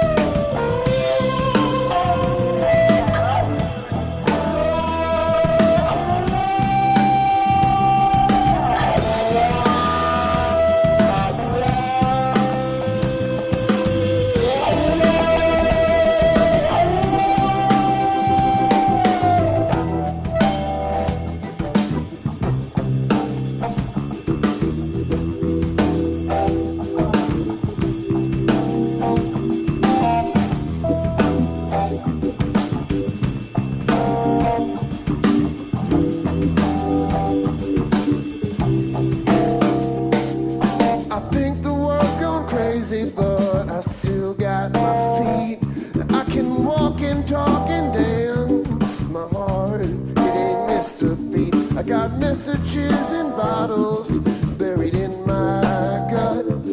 Been planting seeds on fertile ground, but it's not so clear cut.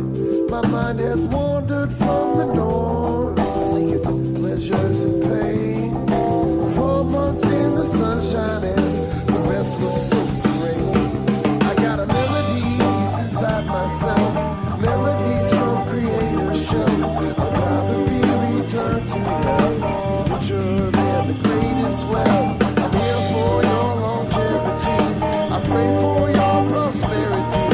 The world is no less yours than mine. We're made for this, we're made for this.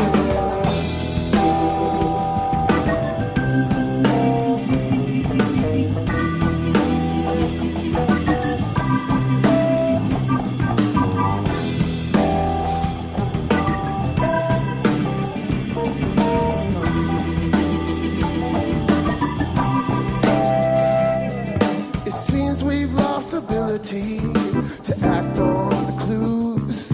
Solutions in my pockets aren't translating to the news. If I had influence on influence, I'd point you to the stars. Disconnect, distracting, dribble, ride, recalibrate radars. Collect as much transcending truth from the ever-flowing dust.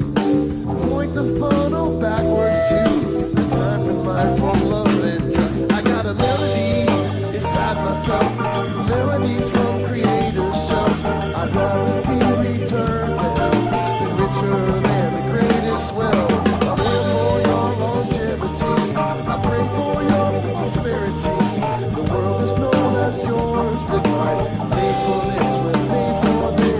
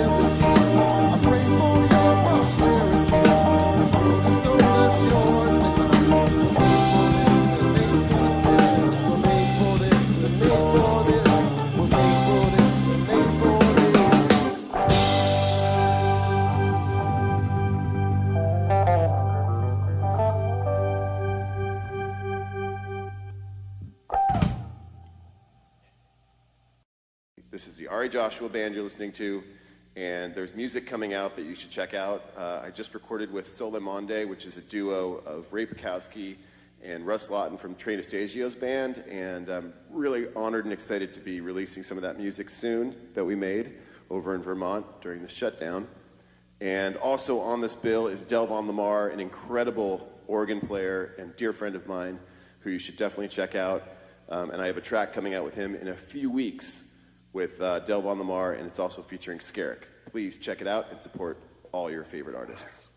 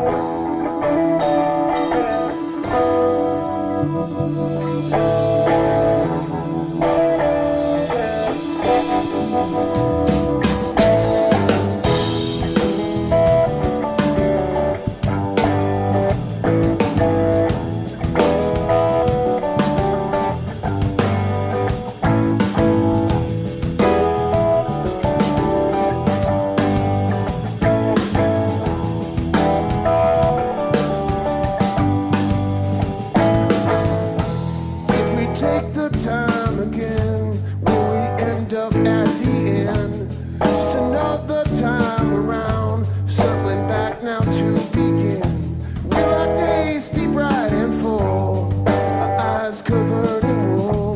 Do we mean just what we say? I will love you every day. We're doing fine.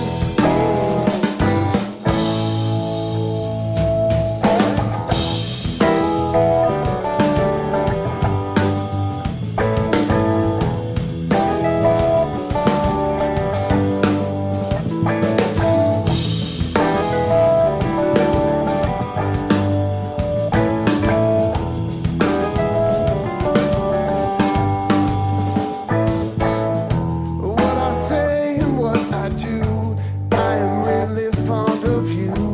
All the games that we have played just makes us smarter every day. Will our days be bright and full? Eyes covered in wool. Do we mean just what we say? I will love you every day. We're doing fine. We're doing fine. We're doing fine.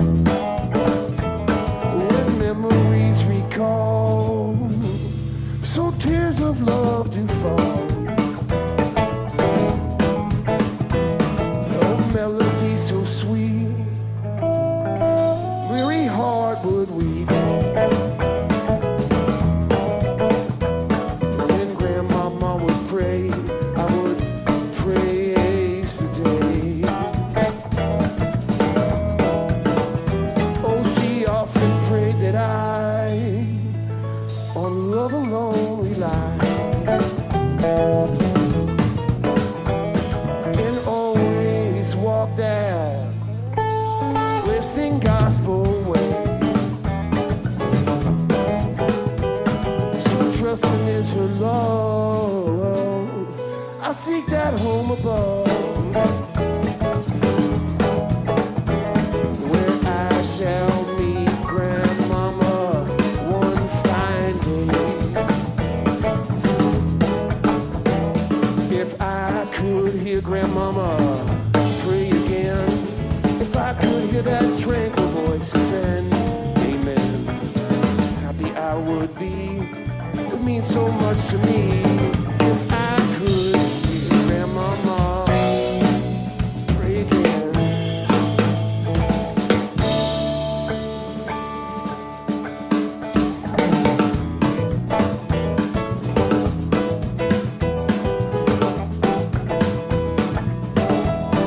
Let's hear it, Eric.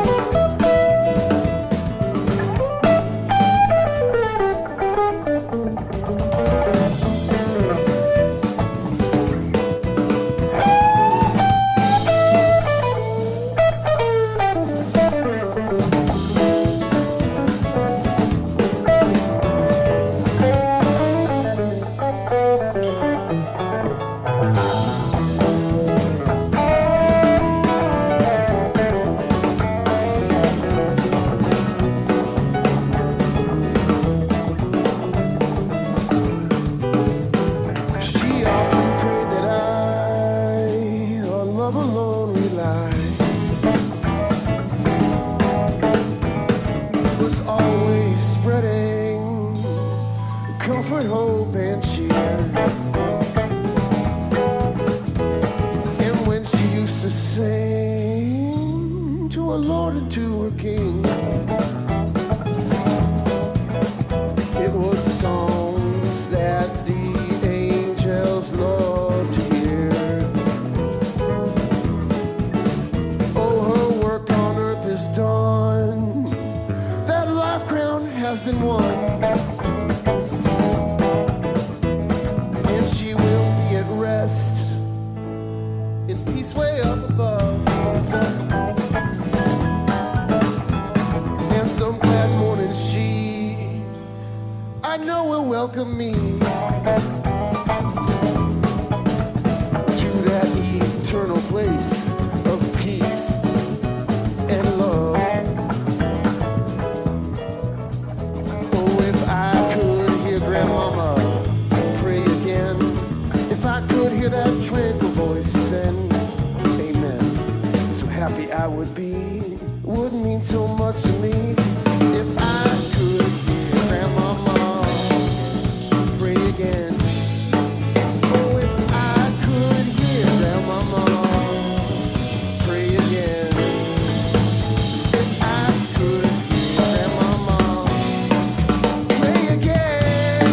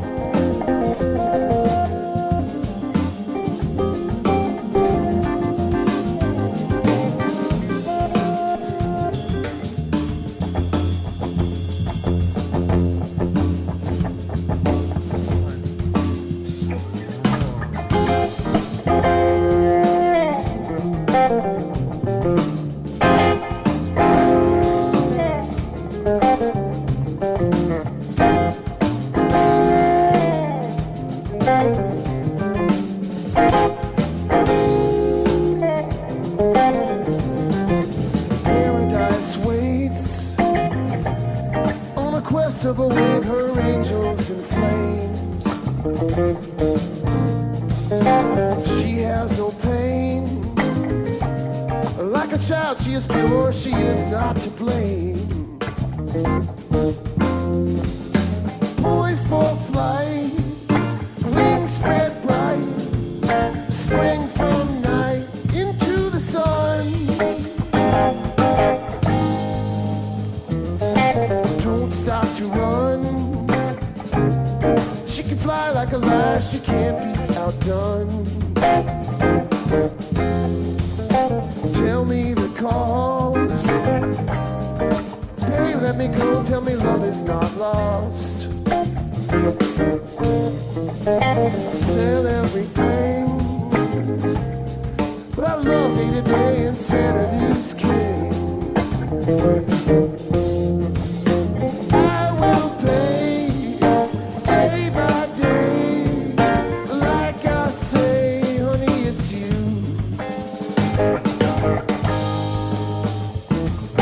Crippled but free, I was blind all the time, I was learning to see.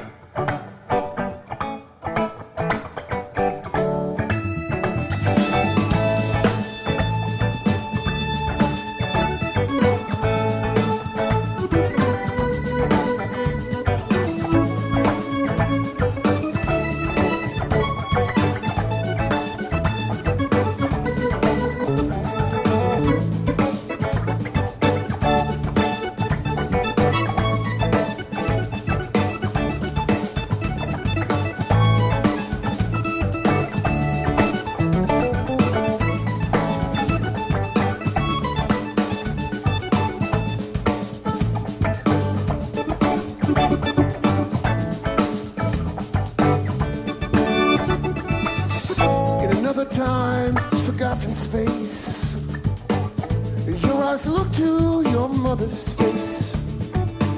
Wildflower seed and sand and stone. May the four winds blow you safely home. Roll away the dew. Roll away the dew. Roll away the dew. Roll away the dew. I'll tell you where the four winds dwell. In Franklin's tower there hangs a bell. It can ring, turn night to day. Ring like fire if you lose your way. Roll away the dew.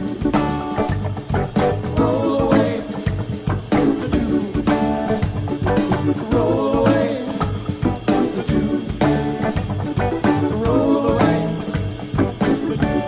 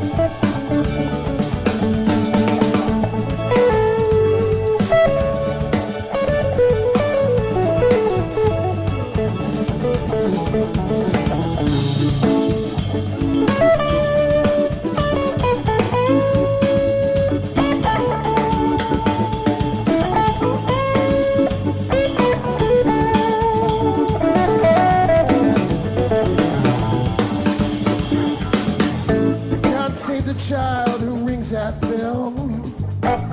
They have one good ring, baby, you can tell.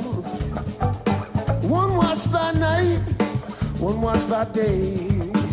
If you get confused, listen to the music play. Roll away the dew. Roll away the dew. Roll away the dew. Roll away.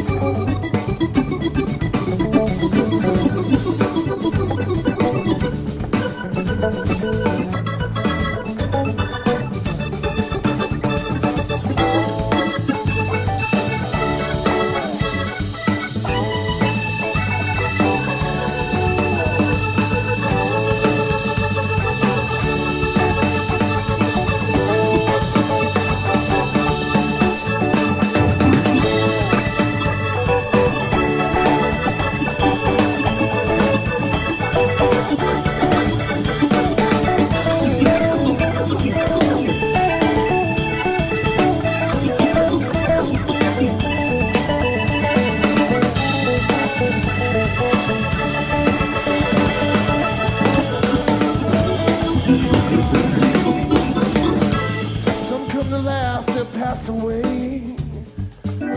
Some come to make it just one more day. Whichever way your pleasure tends, if you play in ice, you're gonna harvest winds. Roll away the dew. Roll away the dew. Roll away the dew. Roll away the dew.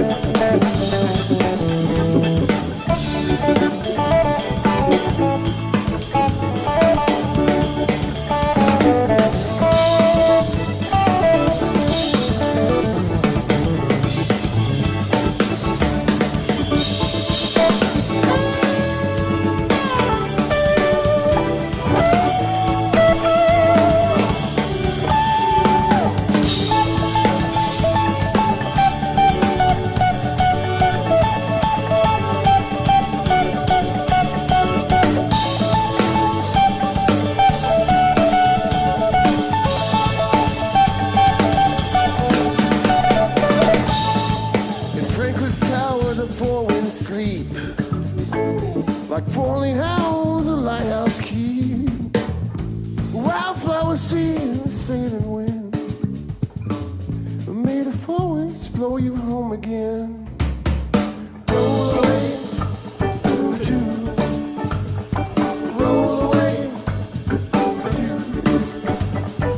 Roll away the dew. Roll away. Roll away the dew. Roll away. Roll away.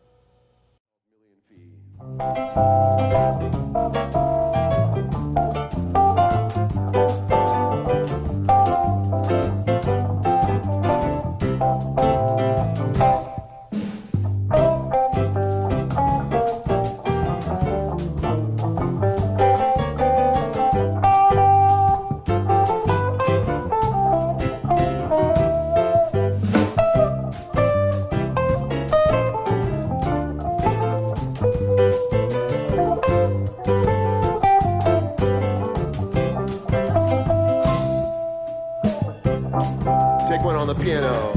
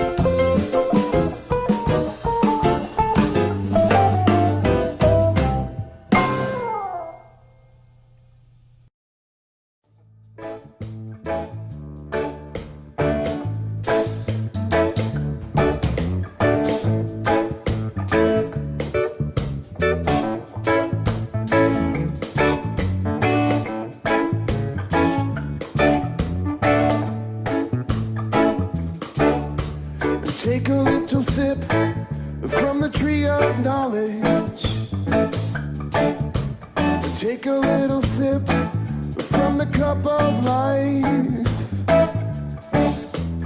Take a little tip from the tree of knowledge. Take a little trip from the cup of life. You gotta stop and let it go. Move past and let it flow. Move forwards on the path. Forwards on the path. Forwards on the path. But don't be shy about laying in the grass.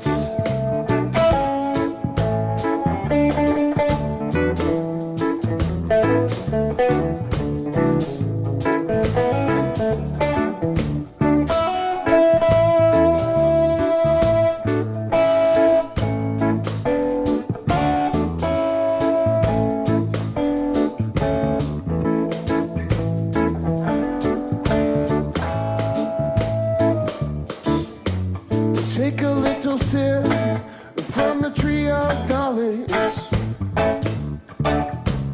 Take a little sip from the cup of life.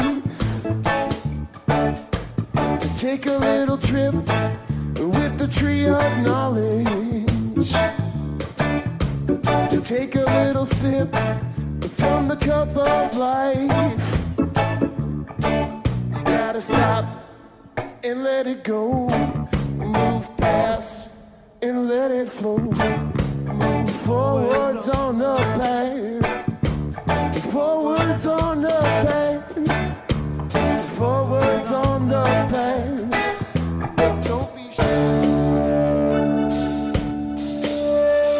about laying in the grass.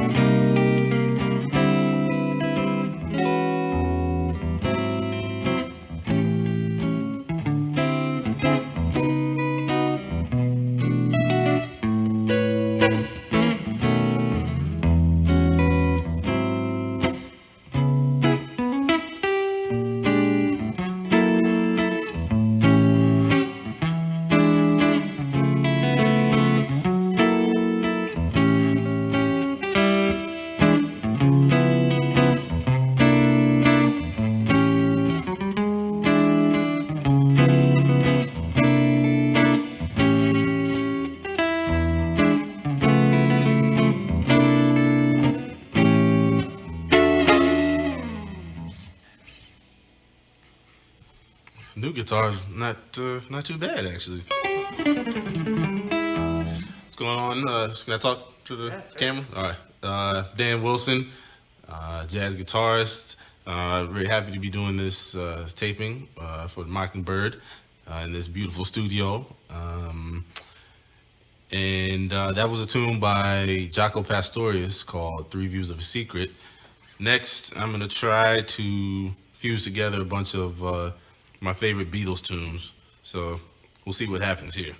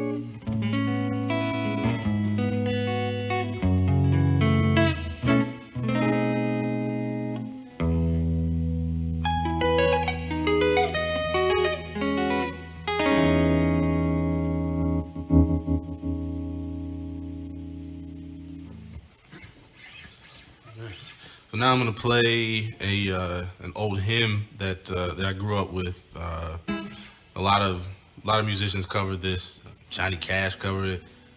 Mississippi John Hurt covered it. Even musicians way back as Charlie Patton covered this. This is called "I Shall Not Be Moved."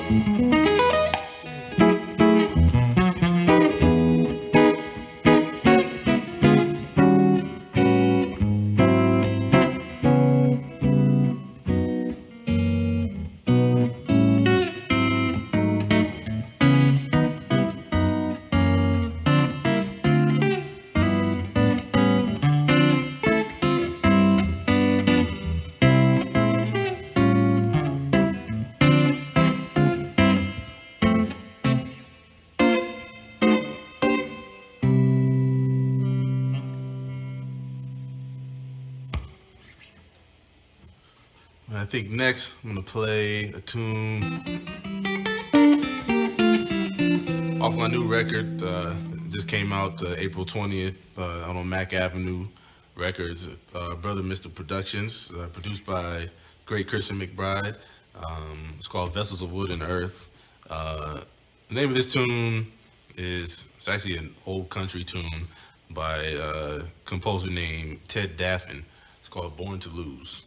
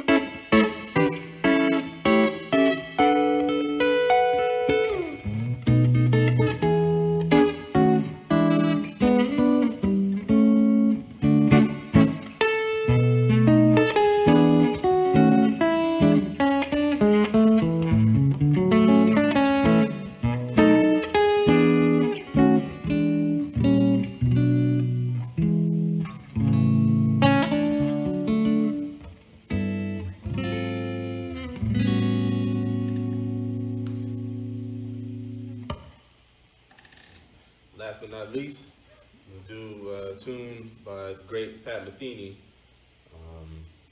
who's a major inspiration and a great friend. This tune is called James.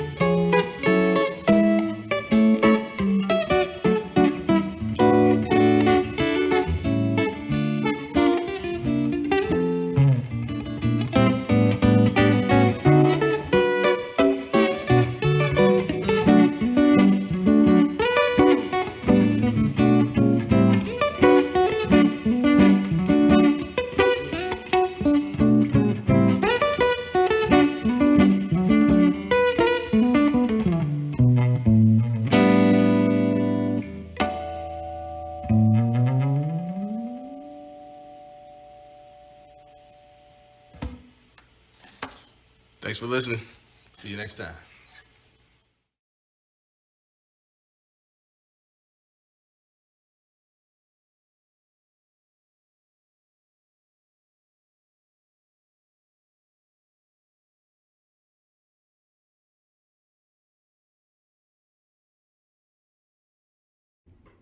Hello, I'm Jessica Kraft, founder and CEO of Rock to the Future. Thank you to the Mockingbird Foundation for your support. With your help, we are able to provide free music programs for hundreds of Philadelphia children and teens each year. You rock.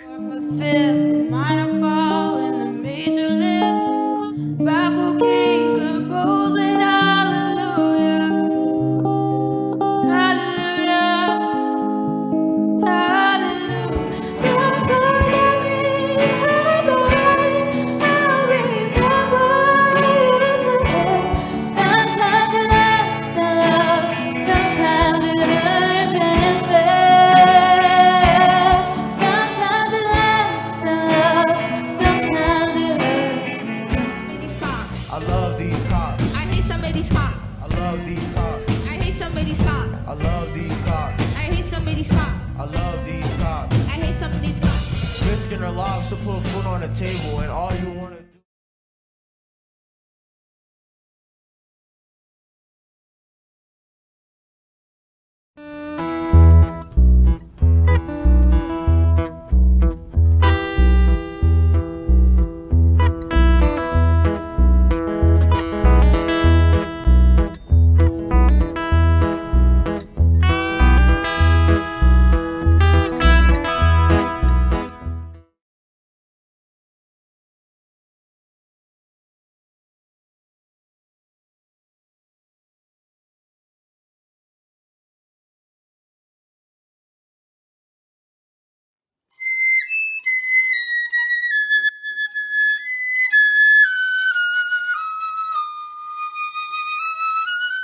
Thank you so much, Mockingbird Foundation, for gifting us with these wonderful instruments.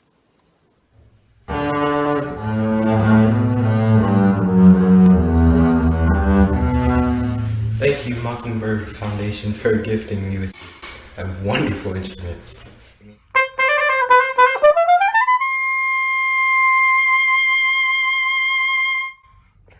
Thank you so much to the Mockingbird Foundation for these amazing instruments.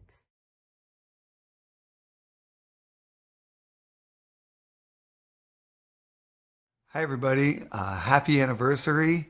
My deepest congratulations to all of you in the Mockingbird Foundation for 25 years of incredible work on the front lines of this very worthy cause, raising well over $1 million. I'm not even sure how much by now, and donating musical instruments to schools and supporting staffing of school music departments in all 50 states.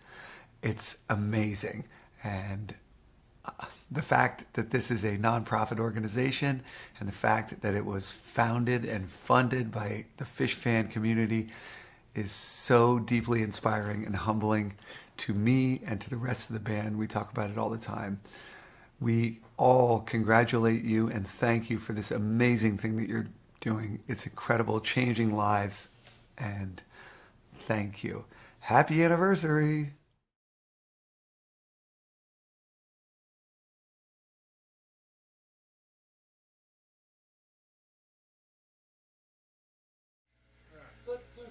Okay, we're gonna do something. Here we go, Tiny Land. This is a great little song that we wrote. Twiddling the sticks. What?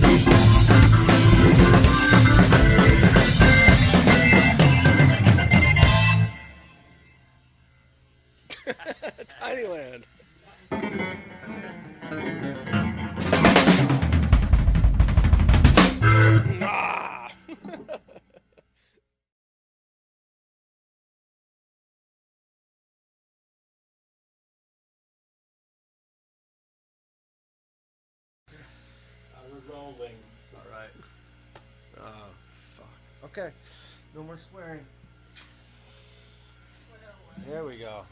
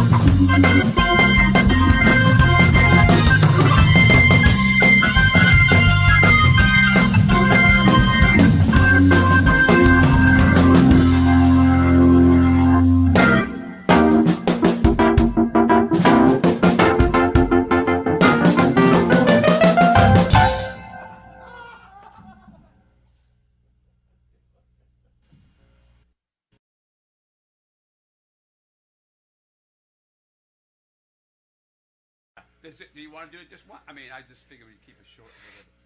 Should I look at you, or you want to? No, I'll remember.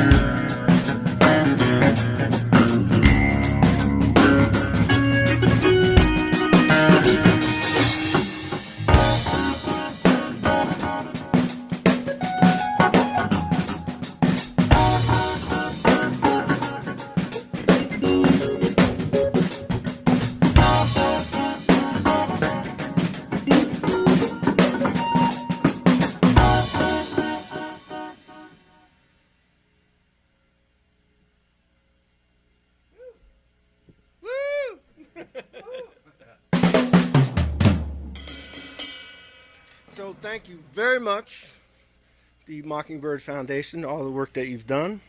Thanks for setting this up, and I hope this helps in some way. It helps me to play music. I think it helps Russ. Yes, so indeed. thank you. Mockingbird, 25 years too. Congrats.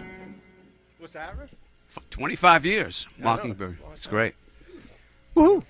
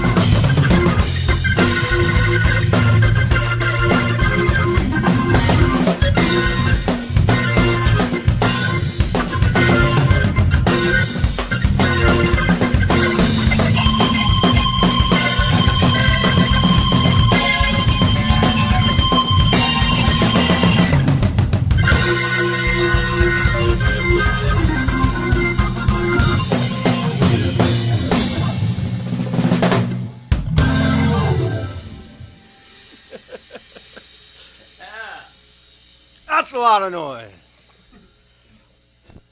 Good noise. Good noise.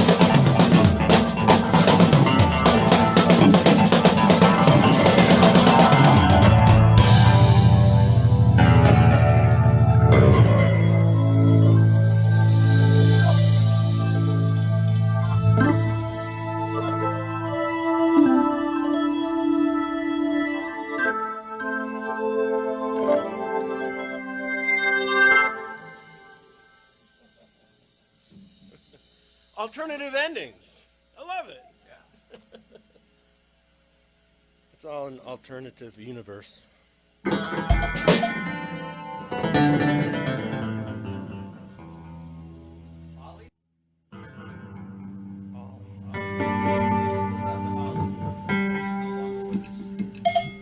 Oh, that's right.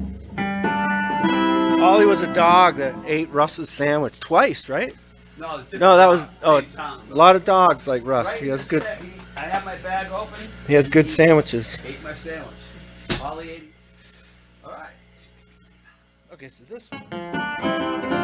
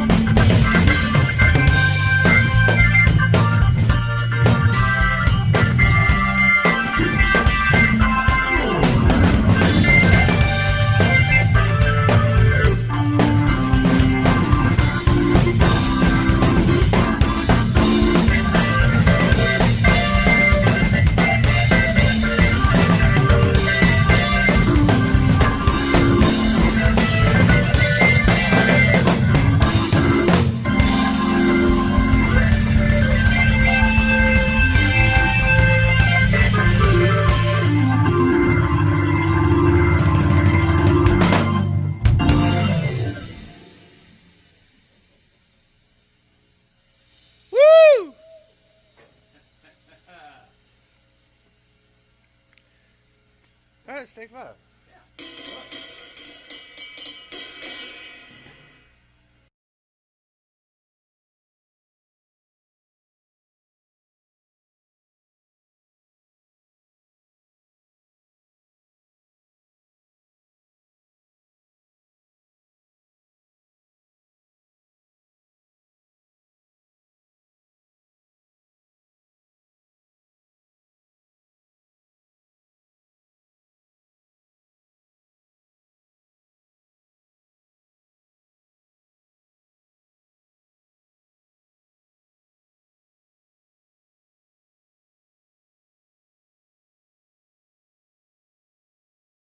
My name is Patrick Andrew.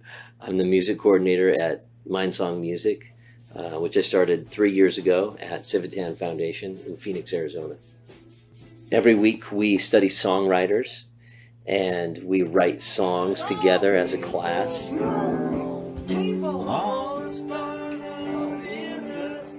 And produce about 6 songs per day when we do that. We record the songs in our full recording studio in the classroom. Our rock band called Skyscraper performs out in the community, as well as our choir, which is called the Civitones. They go out and perform for schools and senior centers all over this area.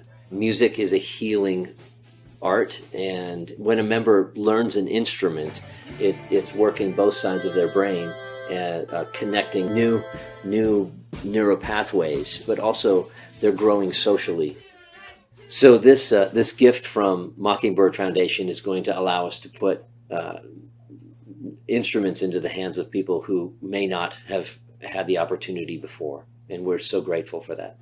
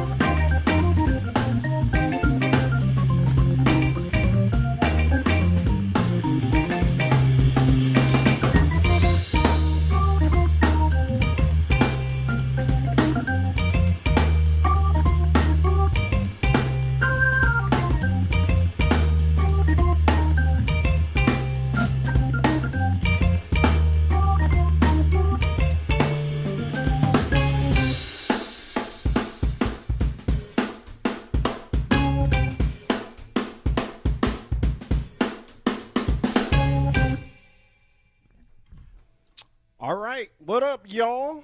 Delvon Lamarr here, the Delvon Lamarr Organ Trio. Jimmy James on the guitar, and Mr. Dan, a.k.a. Vanilla Weiss, on the drums. Special shout out to the Mockingbird Foundation. Happy 25th anniversary, and we're honored to be a part of the organizations and things like that, so we appreciate it. That was a new tune that was entitled, what was it? What we call that again? Keep It Steady. We're gonna get Jimmy James some action in here on this one. Oh yeah, this is a tune off our I Told You So album. This is entitled Call Your Mom.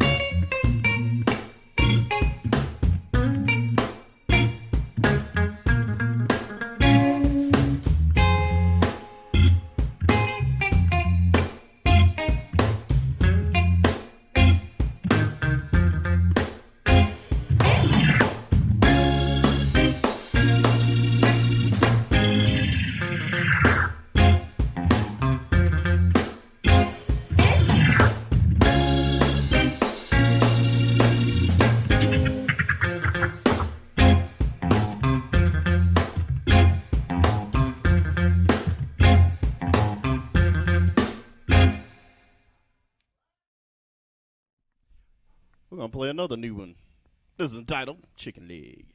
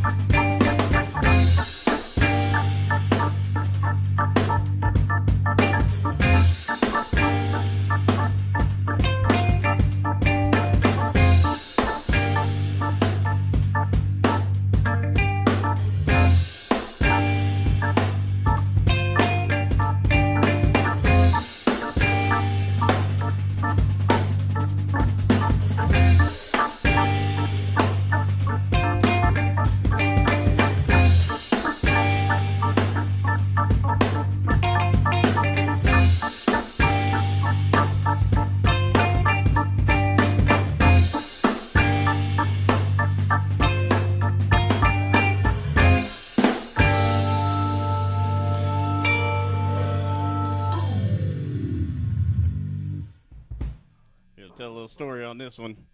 This is a reference to Dan when we were recording our next album in Ohio.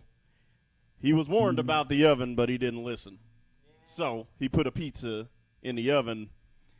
In like 2 minutes, it burnt up the whole stove. The fire department came. It was like, Yep. We had to deal with the fire department. They laughed. It was funny.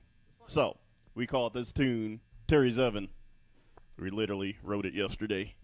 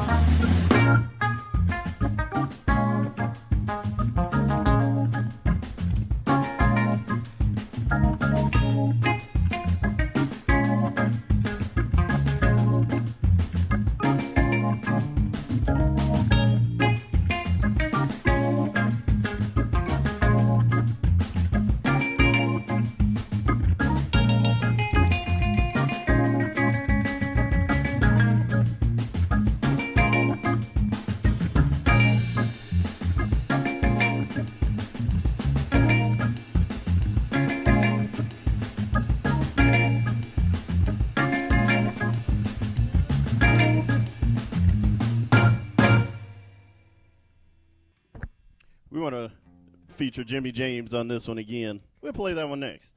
But this tune, he's going to knock your socks off. This is entitled Buttered Popcorn. Come on with it. Hey, there it is. Don't worry about what you do. Exactly. You know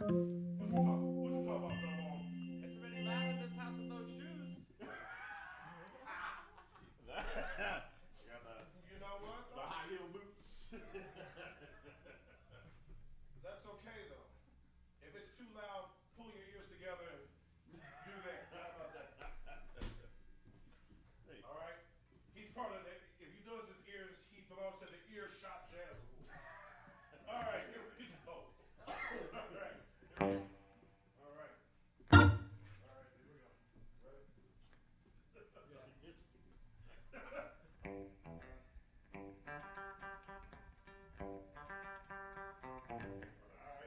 Don't mess up that note.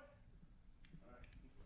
1, 2, 1, 2, 3.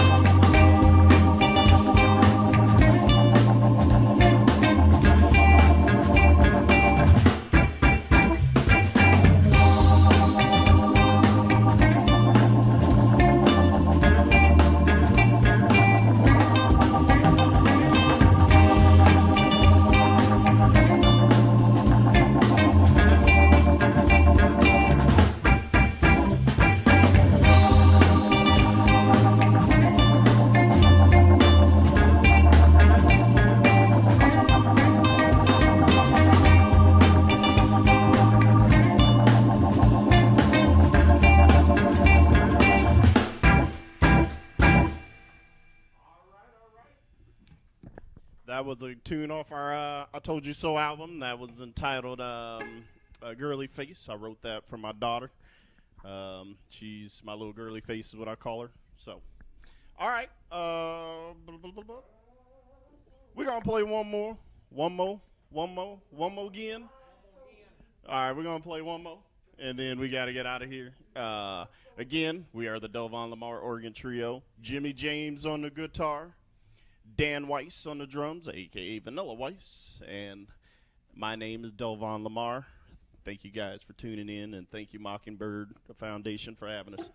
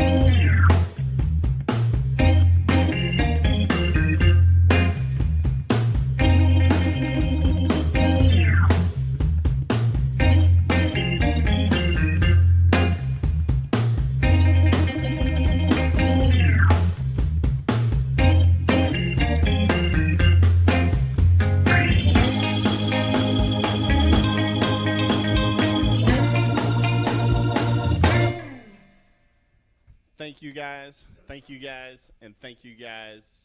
And check us out at delo3music.com. Find out where we're going to be. We're starting to get out. So come see us.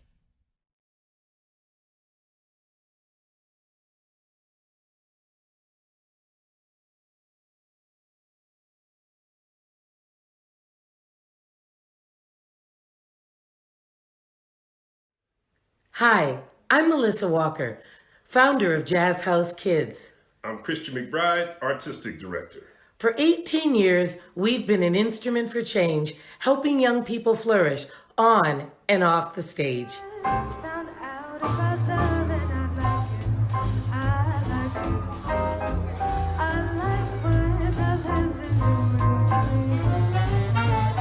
We'd like to congratulate the Mockingbird Foundation on 25 years of putting music first and ensuring access to arts education.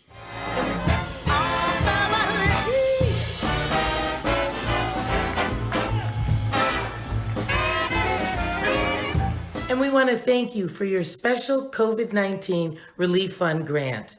You didn't know the Jazz House, yet you came to our aid. We can't thank you enough for helping to keep our doors swinging wide open. Happy 25th anniversary. Yay!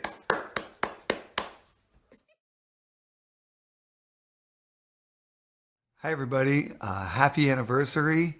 My deepest congratulations to all of you in the Mockingbird Foundation for 25 years of incredible work on the front lines of this very worthy cause, raising well over $1 million. I'm not even sure how much by now, and donating musical instruments to schools and supporting staffing of school music departments in all 50 states.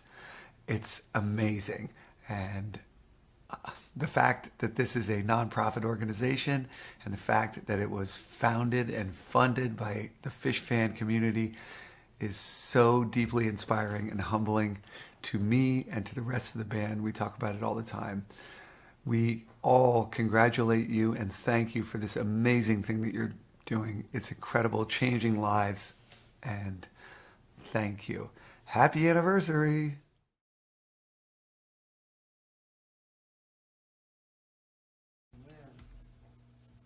Sounds nice for everybody? Yeah, it's doing great. Cool.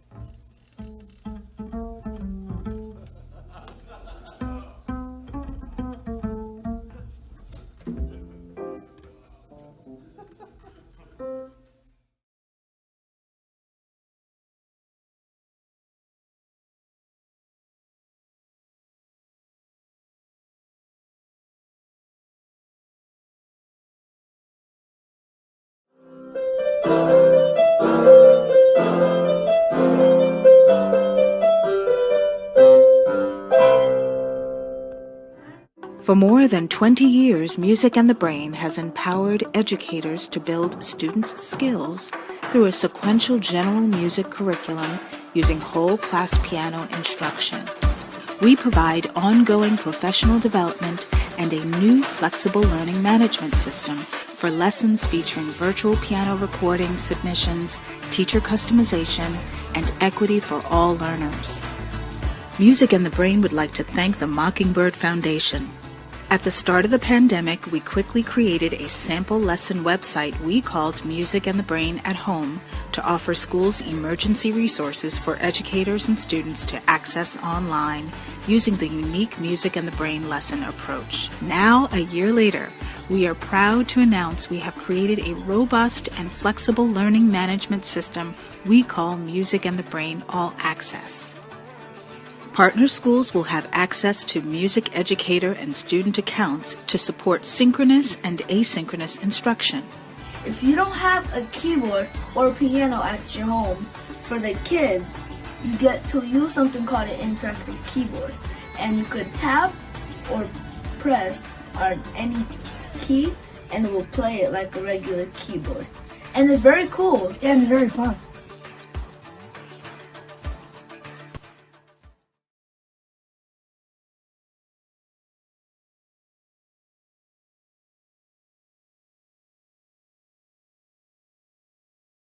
Hello, welcome, and thank you from the Mockingbird Foundation for tuning in to watch this Tapers panel discussion about the recording of live Grateful Dead and Phish concerts from approximately 1977 to 1997. My name is Charlie Dirksen, and I am a founding board member of the foundation. Mockingbird is entirely run by volunteers and is a 501c3 nonprofit. Mockingbird began in October 1996 as a project by volunteer Phish fans to compile factual information about Phish's music into a book, a dead base for Phish fans, so to speak, with profits to benefit music education programs for children and young adults. That book was The Phish Companion, and there have been 3 editions of it published in the last 20 years. Foundation volunteers have also been responsible for the management and content of Phish.net, which is an ongoing project of the foundation. The foundation has distributed over $1.6 million in grants for music education programs, with the first grants awarded 20 years ago in May 2001. Like other Phish fans, the volunteers who started Mockingbird almost 25 years ago benefited enormously from the efforts of tapers, who recorded and circulated live recordings of Phish's music in the 1980s and 1990s.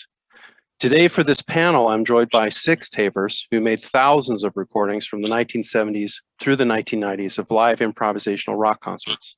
Many of their recordings are available to listen to for free on archive.org or via relisten.net.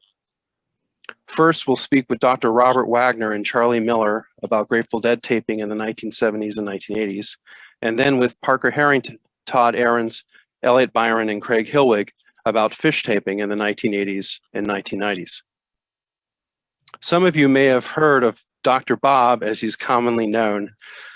Dr. Bob, would you please tell us about your first Grateful Dead show and also how and why you began recording Grateful Dead shows in the 1970s? Sure. My first shows were the Academy of Music. I went to 3 of them in March of 1972. I was already a fan before I saw my first shows. My greatest decision each day coming home from high school was which side of Live Dead do I listen to first. But I did get to go to those 3 at the Academy of Music and have been hooked ever since. My first recording would have been at Englishtown in 1977. My reason is because I became a taper because it was just so difficult to get tapes by trading, etc. You had to know somebody back then. Some of the people who had good tapes didn't want to trade them or didn't let anybody copy theirs. Others treated it like a business deal, like they had to get the better end of the tape trade. And I really wanted to just hear the music. My love of the other aspects of taping in terms of creating something, being an artist and making all the decisions that tapers make came later. At first, it was about just being able to hear the music. And you actually recorded most of one of the tours by the Grateful Dead in 1978. Is that correct? Yeah, my first real big tour was April of 1978. And I went to probably about 8 of the shows on that tour, playing hooky for medical school because I knew I was going to pass somehow. Our grades were pass-fail, so I would figure it out in the long run. That was really an amazing time in many ways, not just taping, but just going to so many shows in a row. You get to know so many people. Now, going into the 1980s, you continued to tape Grateful Dead shows, right? Yes. And you were... I taped right up until the end, until 95. So was your last show, a Grateful Dead show, Shoreline then in 1995? Right. I think it was June of 1995. And I don't then, listen to that era now, so I can't tell you the exact date. right. And you taped from the lawn at that show, right? Yeah, over the years, I evolved into thinking that I could actually have more fun and make better tapes on the lawn at Shoreline because they had secondary speakers set up on the lawn, and the sound was actually pretty good there. Shoreline has funny acoustics. If you were up close, you didn't necessarily have good sound. Now, going back to the 1980s, just generally speaking in the 1980s, if I remember correctly, you mentioned to me earlier that you were wholly taping front of board, front of the soundboard, FOB, and never in the taper section. Is that right? Can you explain why? That's correct. And that's because, well, there's the obvious reason that the tapes come out better if you're closer to the source. But that wasn't even my primary reason. Even to this day, when I'm listening, when I'm seeing my favorite bands such as ALO or Goose or Dawes, I've got to get my ears to a place where the sound is best, or I'm not having fun. If I happen to have a seat that's way up in the rafters, it might be the greatest show ever, but I'm really not having fun if I don't hear good sound. So I really evolved a system of recording front of board, which was not allowed after the tapers section was created in 1984. But generally, it was not enforced. And so I often handheld the mics or set up a stand when we were able to, or even wore the mics in the later years and a hat on my head. What mics did you typically use when you were taping FOB in the 1980s? Yeah, I've been throughout my taping career ever since 1979, been using Nakamichi 700 microphones. Before I used a couple other microphones for 1977 and 78, but it's been the Nakamichis ever since then. And they also have the advantage for stealth taping of being miniaturized. There are people such as Mark Severson and Jamie Porras who found a way to miniaturize the mics so that they were easy to conceal, say in a hat for taping, for example. Thank you, Bob. Let's speak now with Charlie Miller, who is on the line. Hi, Charlie. How you doing? Good. So, you know, we just talked a little bit about the taper sections. My understanding, Charlie, that you were actually present in the earliest taper section at Grateful Dead shows. Could you tell us about that, as well as, of course, your Dead resume, so to speak, your first show, and why you got into taping? My first show was in '79. It was November 2nd. It was the night before my 16th birthday, and so I went into the show. I was 15, and it ended. I was 16, which is kind of a cool thing. I noticed all the mic stands around, and I was surprised there was as many as they had because I was collecting tapes back since '77 or '78. But I mean, there was a lot of stands, and in '83, I was doing the complete full spring tour and I was sitting one night in Vermont, and everybody around me had a tape deck. I was in the middle of a chain of tape decks, and if I had one, I could have patched in. And I was thinking, man, I need to get a tape deck. So on the way to the next show, I got a Sony D6 and taped the rest of the tour with it, which was a lot of fun. And eventually I switched to a D5, but Yeah, I taped from 83 all the way through to 94, the end of 94.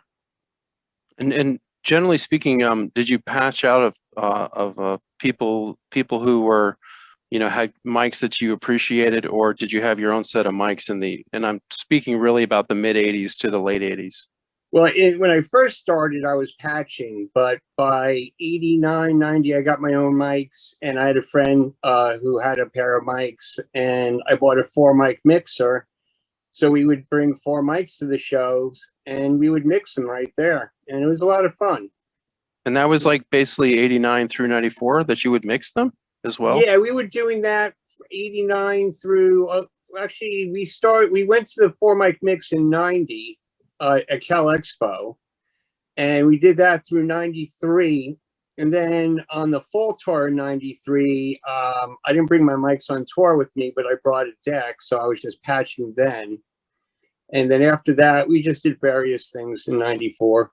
When you were doing the 4-mic mix, what mics were you using? We had Nakamichi shotguns and AKG cardioids. And I had a little Boss BX4 mixer. I ran on a 9-volt battery. It was pretty cool. It was a lot of fun. Do you recall any particular taping experiences, particularly around the time in 1984 when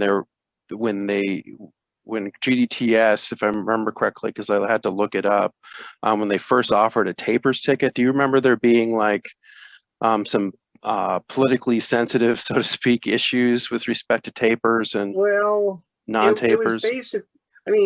It was basically Dan Healy couldn't see the stage because of all the microphone stands, and there was a lot of issues with people all over the place with microphone stands. So they created the section right behind the soundboard, and you needed a ticket to get in there, and it kind of cleaned things up, but it also made front of board taping illegal. But those were the better tapes. That's why we used to all go in the front of the board, because it sounds better there. So some people moved to the section, some stayed front of board. Me personally, with the 4 mics, there's no way I can go front of board. They would see that thing sticking out, and they would kick me out. So I kind of had to go with the rules. Well, generally speaking, from let's say like 1985 until your last Dead show in late 94, do you think that the taper section expanded, or was it always crazy? Pretty big? Yeah, it got really big. At one show in Compton Terrace in Arizona in December 1990, I had 35 people patched off of me. It was a line of tape decks that wrapped all the way around the taper section. I counted it, and it was 35. And that was just my 1 microphone stand with my 4 mics. And there was probably about another 40 stands there. Everybody had a bunch of people patched out of them. There was a lot of tapers, as the years went on. Thank you. Thank you, Charlie. Let's speak now with Parker Harrington, who many of you watching, if you're Fish fans on Twitter, may know through Twitter. His Twitter handle is @TMWSIY. Parker, are you still there? I sure am, Charlie. Hi, good to see you. So thank you again for joining us today for this. Parker, would you please tell us about the first times you saw Fish and the first time you started recording their shows in the 1980s? Yeah, they were, those 2 times were pretty close to each other. And first of all, before I get going any further, thanks for inviting me on here, because I love reflecting back on this time, like 87, 88, 89, 90, 91. I've had a lot of great highlights in my life. I've had a lot of good chunks of time where I can look back at, 3-4 year sections, decade sections. But that section right there, that was one of the highlights, that was one of the happiest, funnest times of my life. And a lot of it came down to Fish. And it was 85 or 86 that my friend introduced me to Fish just through a couple of cassette tapes. And I didn't latch onto it at all. It didn't resonate with me whatsoever. I mean, I was starting to listen to the Grateful Dead, by no means a Deadhead, but more like Bowie, Floyd, U2, kind of whatever else was on the radio, not really into the taping culture. And come fall of 87 at college, Fish was playing. And I was like, I'm going to go check out that band that Jeff used to like. And, I saw that first show, and then second and third and fourth and fifth, and before I knew it, it was only several months later, and I'd been up to like 10 or 15 shows, and I kept on trying to explain to a handful of my friends, you guys don't get it, you guys, this band is unbelievable, you got to listen to them. And at the time, the only tape that I had was, a couple of tapes with a couple of demo reels. The white tape had just come out, so that was one of the tapes that I had been given initially. But that's kind of an odd thing to introduce people to. So I wanted to let people hear the music I was hearing. So I went out and bought a little portable Sony cassette deck. It was one of the ones the Walkman size, but it wasn't a Walkman per se. And a little plug-in stereo microphone about the size of a quarter. And I would just stick it on the stage every show I went to. And the tapes came out great. A lot of these clubs were tiny and, 40 people, 30 people, and they weren't amplified. It was just there was no monitor. It was just the instruments on the stage. So sticking a little tape deck on the stage picked up just as good as anything that would have elsewhere. But the clubs were getting slightly bigger, and I wanted to slightly upgrade. So I plopped a few $100 down on a Marantz tape deck and a tripod and some better AKG microphones, and kept on taping. And it was probably 100, 125 shows that I taped. And then it got into the point where people were investing thousands in not even microphones, just in power conditioning and preamps and stuff like that. And I, people loved my tapes, and I loved trading them, and I knew a lot of people. And then, I remember one time someone came up to the taper section, and I'd missed, 6 months of shows. I hadn't seen something, and like life had changed dramatically. Someone came up and was like, where do you put the kerosene in that tape deck, facetiously, because it was so outdated, and I was still using analog and stuff. So, at that point when the investment was getting too high, I still loved the band. And I taped every single show that I went to, from show, 10 to show 120 or something. And then I just gave up taping. But, I had, several years where I was taping a fairly good amount of shows every month.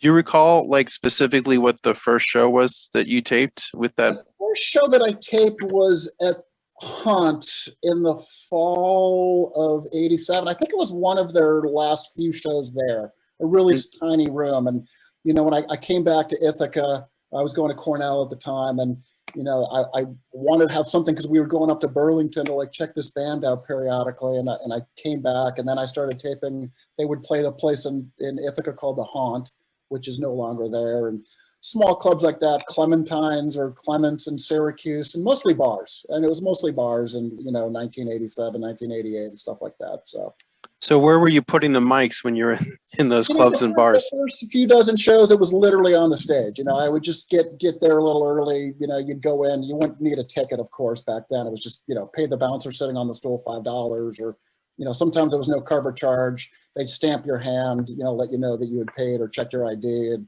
I'd walk in 10 minutes before the show and just stick my recorder right on the stage. And, then the stages were getting a little bit bigger. And then, sometimes I would have to duct tape microphones to the wood rafters. A lot of these clubs had really small ceilings.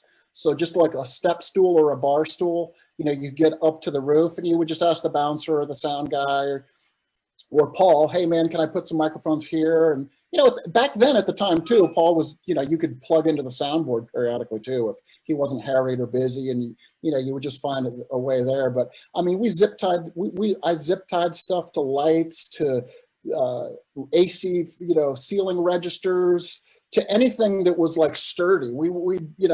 Packing up before a show, it was batteries, microphones, cables, duct tape, zip ties. A couple of my friends used to call me MacGyver, because every weekend I was going to a fish show somewhere, and I was grabbing I had a little toolkit, a little vinyl kit that just had tools and shit to mount stuff places, because a lot of these places there was no room for a tripod. And then 1990, 91, it started becoming theaters and, bigger clubs where there was, place to set back a riser in the back where you could put a tripod and mic stands and stuff like that. But, the first part of the years, it was just wherever we could. And the clubs were so small, it didn't much matter where you put the microphones, frankly. There was kind of some awkward acoustics, low ceilings, stuff was bouncing off and stuff. So wherever you could, wherever you could find the space. Were you at the January '89 Paradise shows, Parker? Sure was. Yeah. Do you have any recollections of specifically of those shows? Well, it's funny. I know that show is got such lore with the band, but at the time, again, there was no internet back then. There was no, I think it was like 1992 or 3 before I was on the internet myself. And I had a small circle of friends at school and a small circle of taper friends, but I wasn't really part of the Burlington band culture, where I didn't realize it was like such a big event that, chartering the bus. And at the time it was just like, hey, they're playing at the Paradise. Okay, let's try to get down there. I didn't realize that it was, that they had like basically rented it out, from what I remember. Like, you lived in Massachusetts though at the time, right? Well, I was from Massachusetts, but I was going to school. You were still in Ithaca. So it was still a 6-hour drive. Oh, right. Wow. Yeah, no, okay. We'd come back to, Boston, and, being in Ithaca was great because I could get to Buffalo, Syracuse, Albany, New England, Poughkeepsie, Hudson Valley, New York City, wetlands. Everything was 3-4 hours, maybe 5 hours. And it was kind of, I could go west a little bit, but they weren't going much west of there, maybe Rochester, Buffalo type of thing. But, Ithaca was a cool spot. We could travel around, see a lot of shows.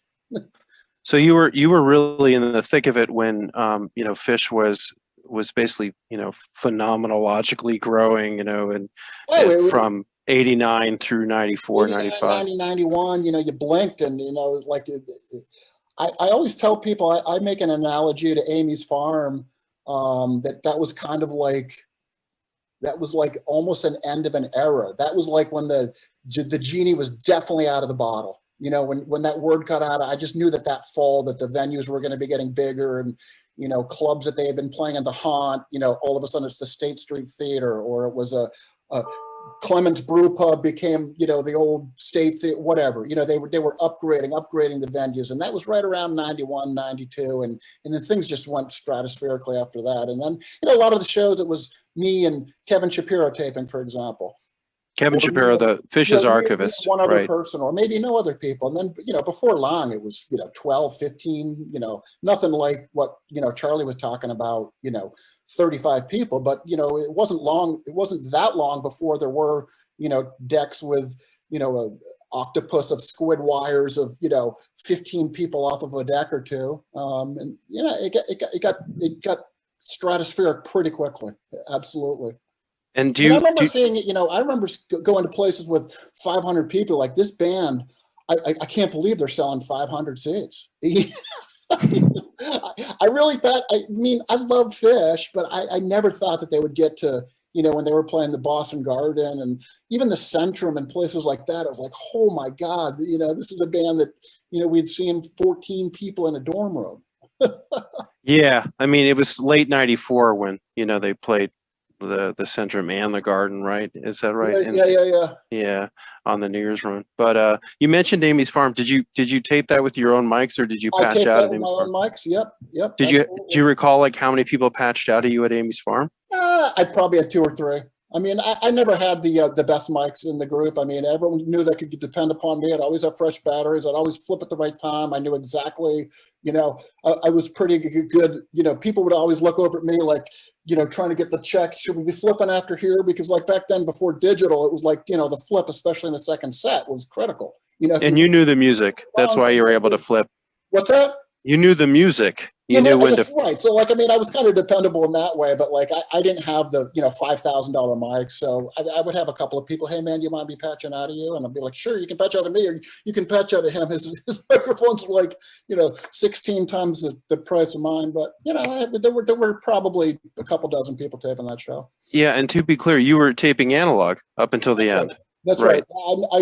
I got right when digital audio tape became a thing. I bought, my first Panasonic 3700, I think it was called, and it was $1,200 or $1,500. It was a big investment, and then I realized pretty quickly, well, what the hell am I doing? I can't. What does one do me?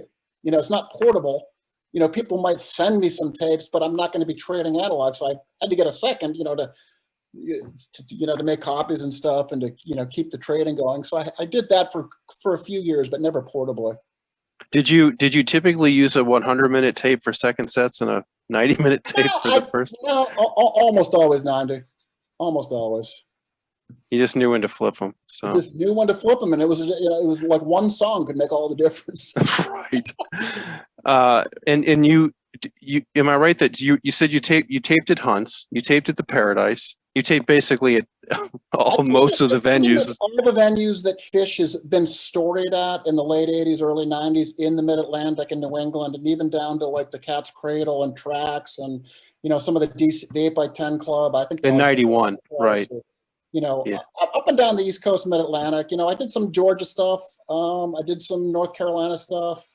I did a bunch of stuff out West, in the early 90s, but, most of the venues that are in the Mid-Atlantic Northeast, I probably taped at least once. So you were in Colorado in 1990? Yep. I did Great. Halloween. I did Halloween 2 years there, as well as Red Rocks at Colorado College for 2 years. I was 90, 91, I think it was. I took those shows too. And you were at the front, right? In Burlington in 91, like the last front show. I was at the last front show, yeah. And, I had taped a handful of shows there, and a great, that always had the culture of being, Fish's hometown venue, even though they had a lot of venues in Burlington. And there was a show the night before, which I don't remember too many details of, but I know there was 2 shows, and I could not get to the first show. And I called Kuroda, and I said, and I was like freaking out. And I was like, I want to get to Burlington. I want to be at the last show. I want to tape it. And I can't get there until like 7 o'clock. I've got a class or an exam or something. I can't leave it. Like, can you make sure I get a ticket? And he's like, Parker, relax. It's fucking Burlington. No, don't worry about it. It's not a big deal. They play up here all the time. I'm like, yeah, but it's the last show. I mean, they had a decent crowd. It was full, but it was not sold out. But I taped the last show at the front. Yep. Yeah, because speaking of the front, on the panel today is Todd Ahrens. Todd, are you there? Yep. Hi, Todd. I So, Hi. Thanks for having me.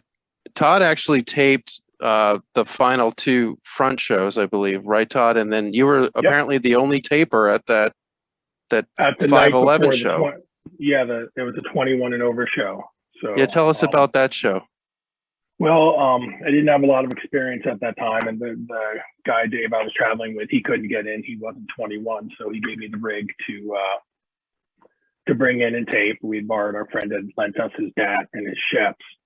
So I hustled in there, and probably at that show, at the first set, I would guess there was under 50 people. But I set up in the back. There were no other tapers. By the second set, it filled up. I'd say maybe 150, 200 people. Nothing like the last show, the next night, which, as Parker mentioned, probably wasn't sold out, but it was a full house for sure. That 511 show was one of the least crowded shows I've ever been to. Yeah, and you think it's just because it was 21 and over? I think, or maybe, and actually that was a Saturday night, if I recall correctly. So that's pretty odd that it wouldn't May 11th? be. Yeah. Okay. I'm not certain. Could look it up, but because I remember we had to get back on Monday for work and other stuff. So back to New York, and we drove right after the 512 show from Burlington. We probably got back to New York at 5 in the morning. And then you I should ask you, Todd, what was the first show that you patched out of? A Fish show. Well, my first show was 6/16/90 in Townsend, Vermont, and funny about that, we did tape that. My friend Doug and I, who I went with, we taped that, and he had I guess it must have been a stereo mic. He had a really cheap realistic Radio Shack mic.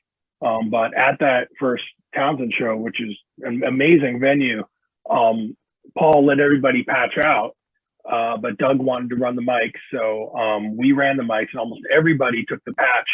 And there was something wrong with it throughout the first set, and there were a ton of dropouts. So the majority of people that taped that show, all the boards that are out there have it's either a static digital noise or a dropout through several songs. I think they got that fixed up by the second set. But that crappy audio we have from the Radio Shack mic is one of the only sources that has the complete show without the dropouts. And do you remember if those dropouts were because it was a digital copy that was being made, or were there problems with the analog feed?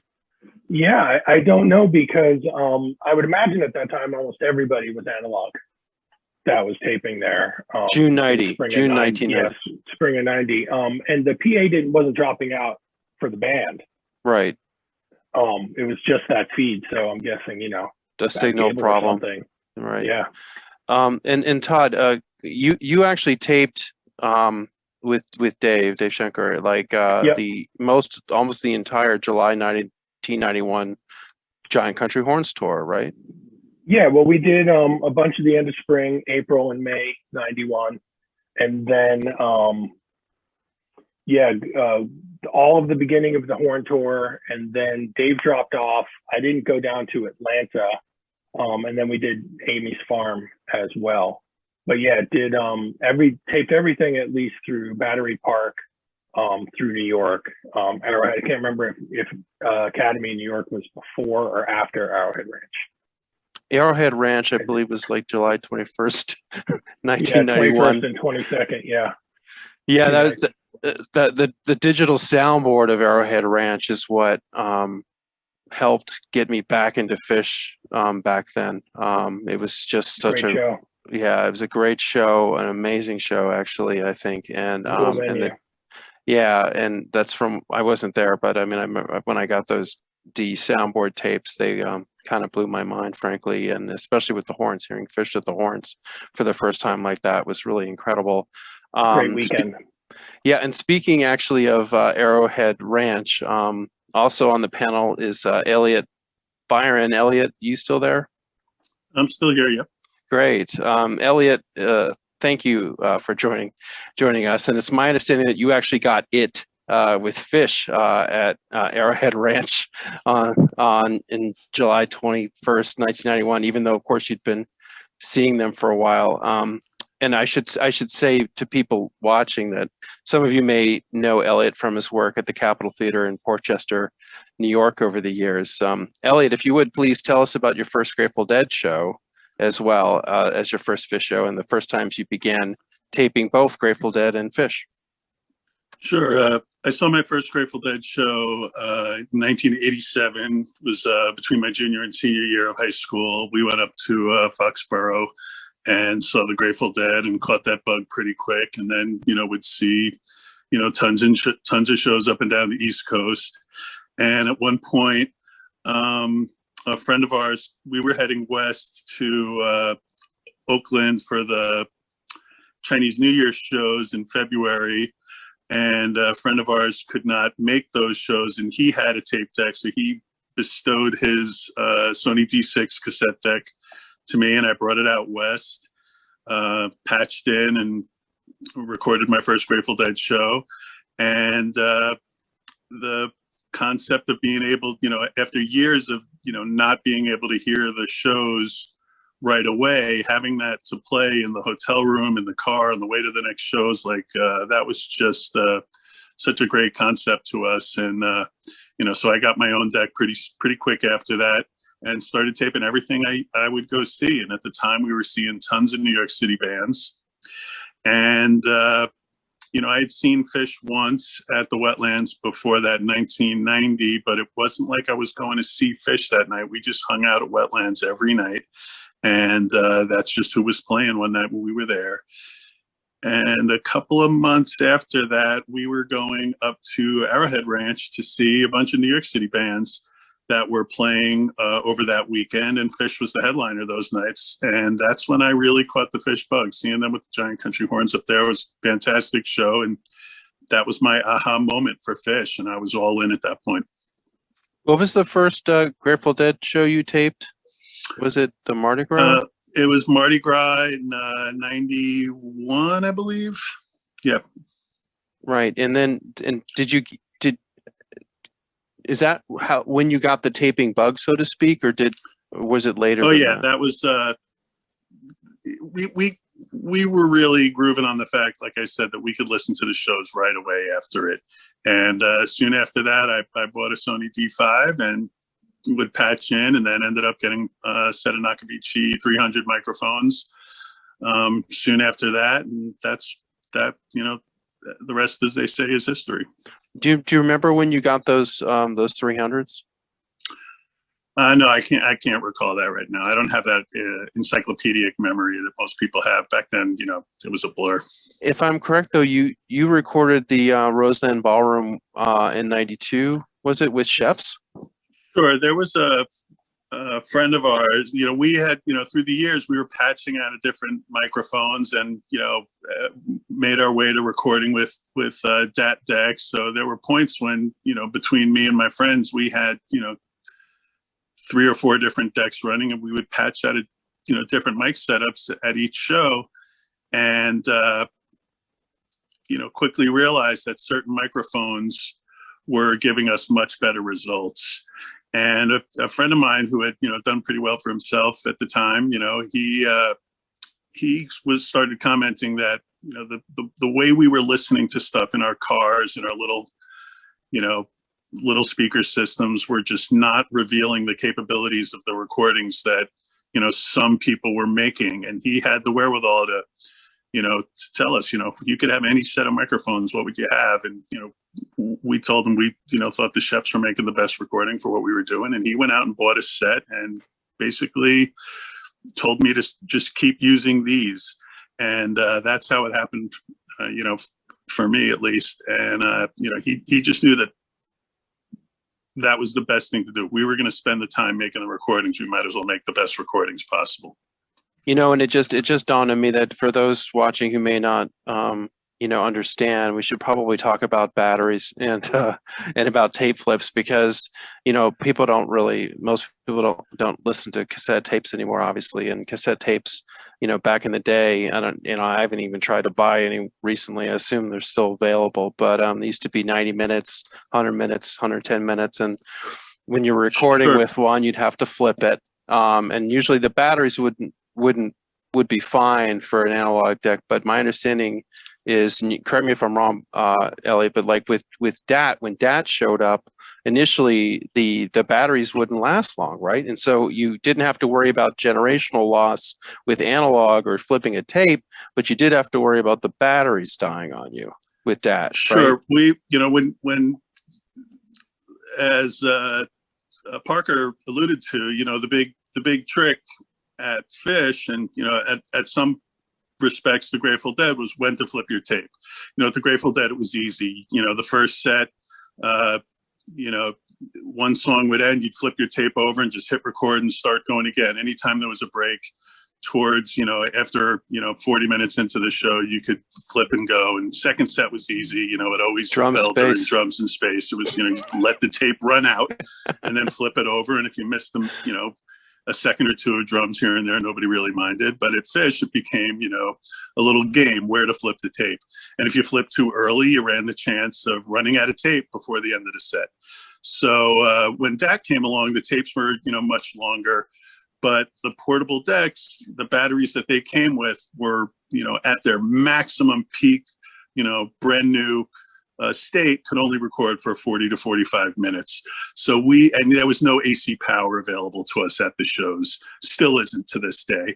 And so we very, quickly had a learning curve of, we were using, motorcycle batteries and,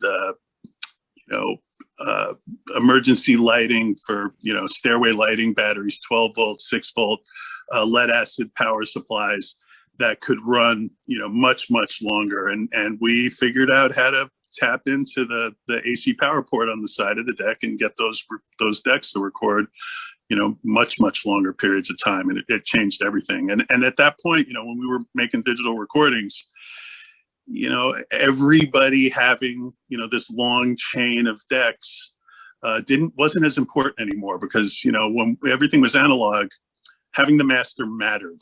It was a better recording. When you would make generational tapes, you would get the tape hiss of each tape along the way added onto each copy of the tape down the line. And once we were reliably recording digital, the generational thing didn't matter, and less people physically needed to patch out of at the show. it's still, people would do it to have the tape right away and, take it back to where they lived and started their own little tape trees in each little part of the country. But it was definitely a shift in the thinking at that point.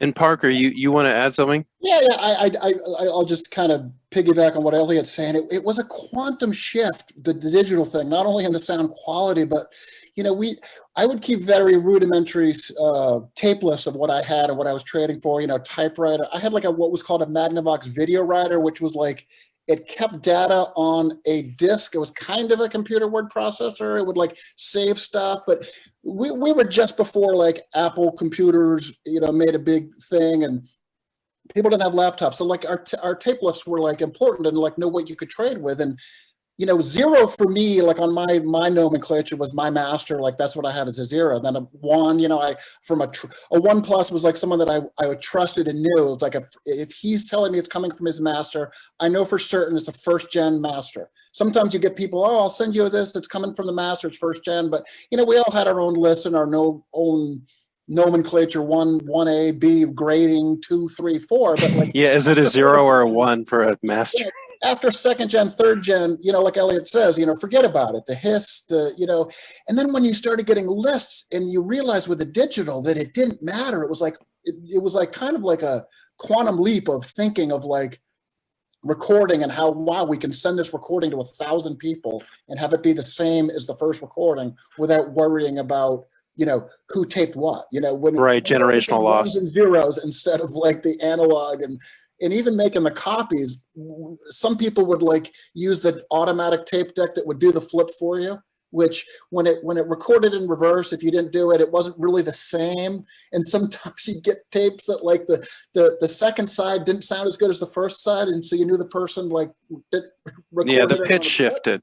The pitch would shift. But so the digital thing was quite a thing, and not having to worry about the cuts in the flips, and not having to worry about the generational loss. It was this is really a question, Parker, for you and Todd and Elliot. But like the Arrowhead Ranch show, I mean, the D soundboard of that show was circulated, widely among not just Phish fans, but Grateful Dead and fans of Allman Brothers and other bands back then. And Charlie, it's funny that you said that, because there was a big biker contingent up there that weekend. There was yeah, and like, but well, where I'm going with this is, do you guys remember when Paul started having like an exclusive, or I don't even remember if he was exclusive for a while, digital soundboard as opposed to an analog board, or was he recording both digitally and analog at times, or? For years, there was, the only digital recordings that would, master soundboard recordings would come from when somebody brought a studio deck and would give it to Paul to patch into the soundboard. Before then, they just weren't widely used. So like Parker said, it was a generational shift. It really changed the game. Do you guys remember when Paul, because I know Paul for years and years would let, as Parker, you talked a little bit about this, Paul would let people patch out of the soundboard sort of now and then. But there came a time when he definitely stopped allowing it. And I remember in fall '94, the first, I think it was it had to have been the first set of the Warner Theater Erie show, someone leaned over from the taper section right before the music started and was able to patch in to the digital board. And that's why I think it's that Erie '94 show. I think it's November 13, maybe. That only the first set circulated as a D soundboard, and the second set circulated in analog, or excuse me, just audio or audience. Well, when it was in smaller clubs, and it was before I was recording, but even still to this day, when you're in a small club, certain instruments are filling the club naturally. The bass is filling the club, the drums are filling the club, the guitar is so well and loud that they don't need to put that into the sound system. So in the earlier years, the soundboard recording was most likely was not the truest capturing of the experience that you had in the room at that night. So, you know, the experience that Parker had placing his, you know, microphones on the stage in a club where there was probably only the vocals going through the PA system was definitely the way to go. You know, and once the venues got much bigger, theaters, amphitheaters, you know, and then onto arenas, you know, having the soundboard tape was a lot more viable, but it wasn't available to us. So that's when we, you know, a lot of people decided that going up front, being FOB in the throat of the sound system, so to speak, was the way to get what we were looking for the after show listening experience. And do you remember, Elliot? Since it's something you said that made me think of it for some reason. But do you remember, like, to what extent the size of the fish taper section changed between, let's say, like Bender Arena '93? I don't know. Were you at Bender Arena in '93 or? I was not. Were you at New Year's '93? I was. Okay, yeah. Do you recall, like, just even generally, like how large the taper section was then as compared with, say, like 12/31/94 Boston Garden or MSG in '95?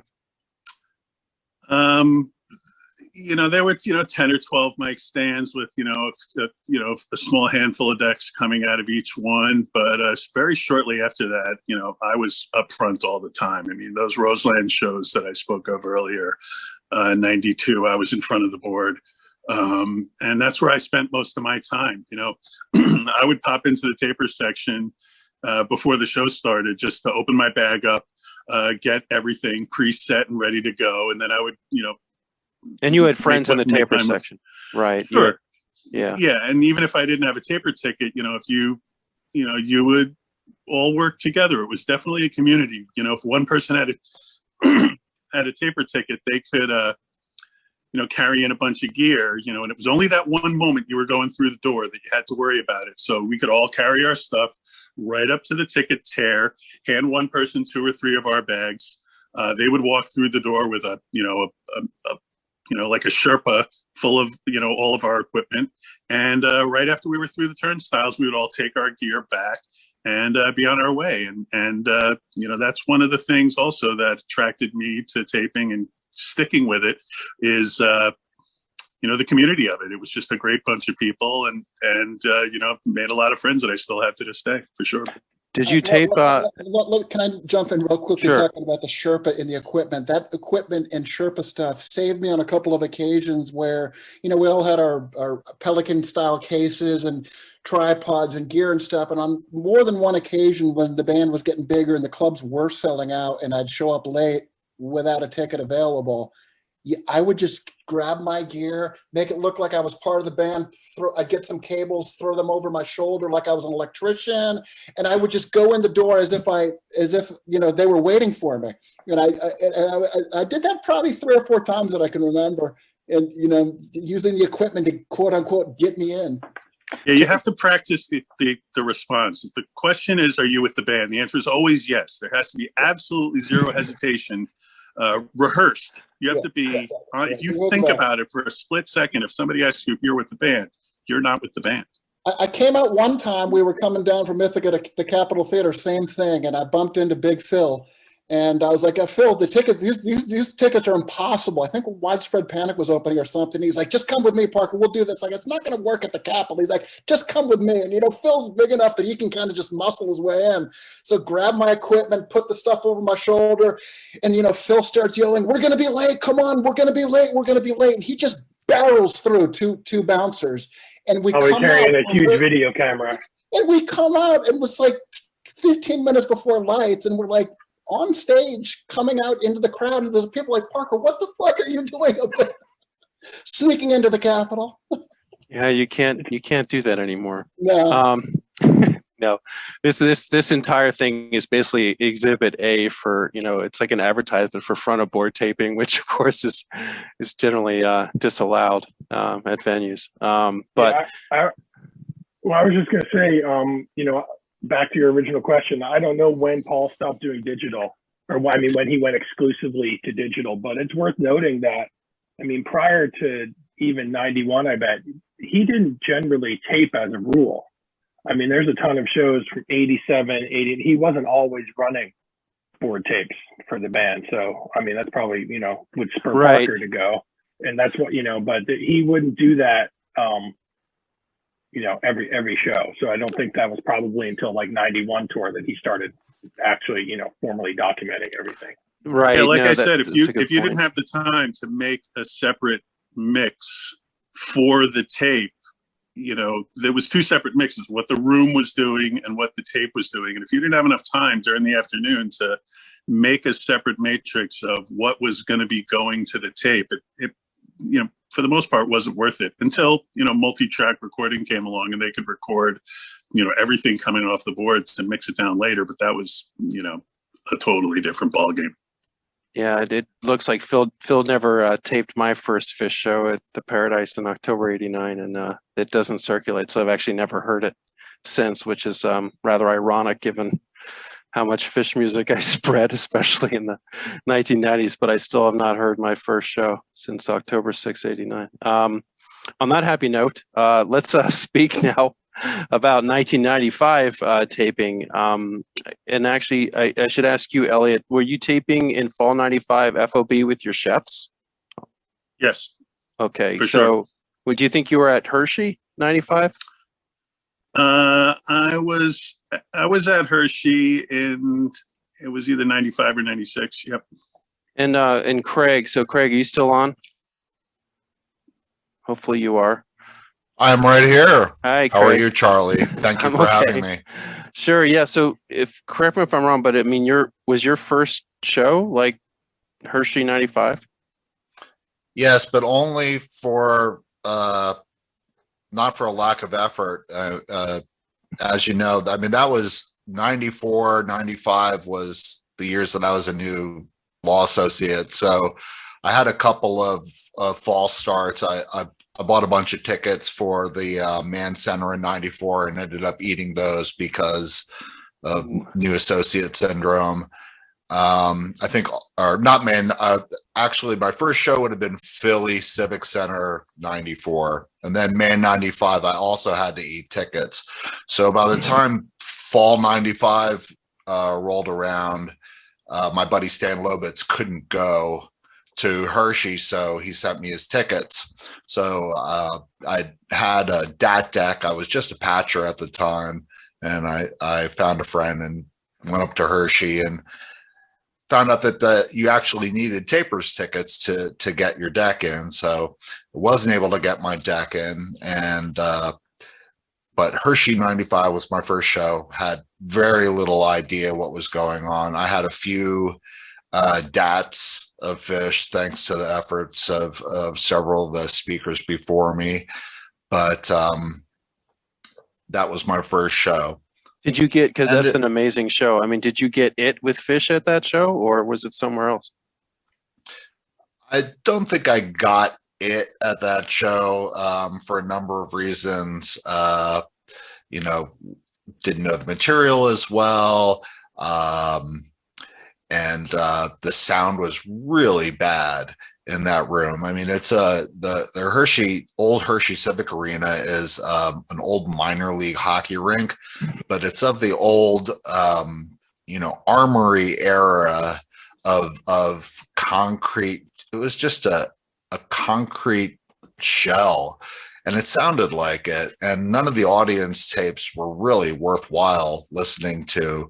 So I mean, it wasn't even worth listening back to me because there were so many other great tapes from fall 95 that were worth listening to, from the Fox Theater, Orlando 95, Halloween, among others. So I never really got into it until it was released. I think at one of the first live Fish releases, I believe.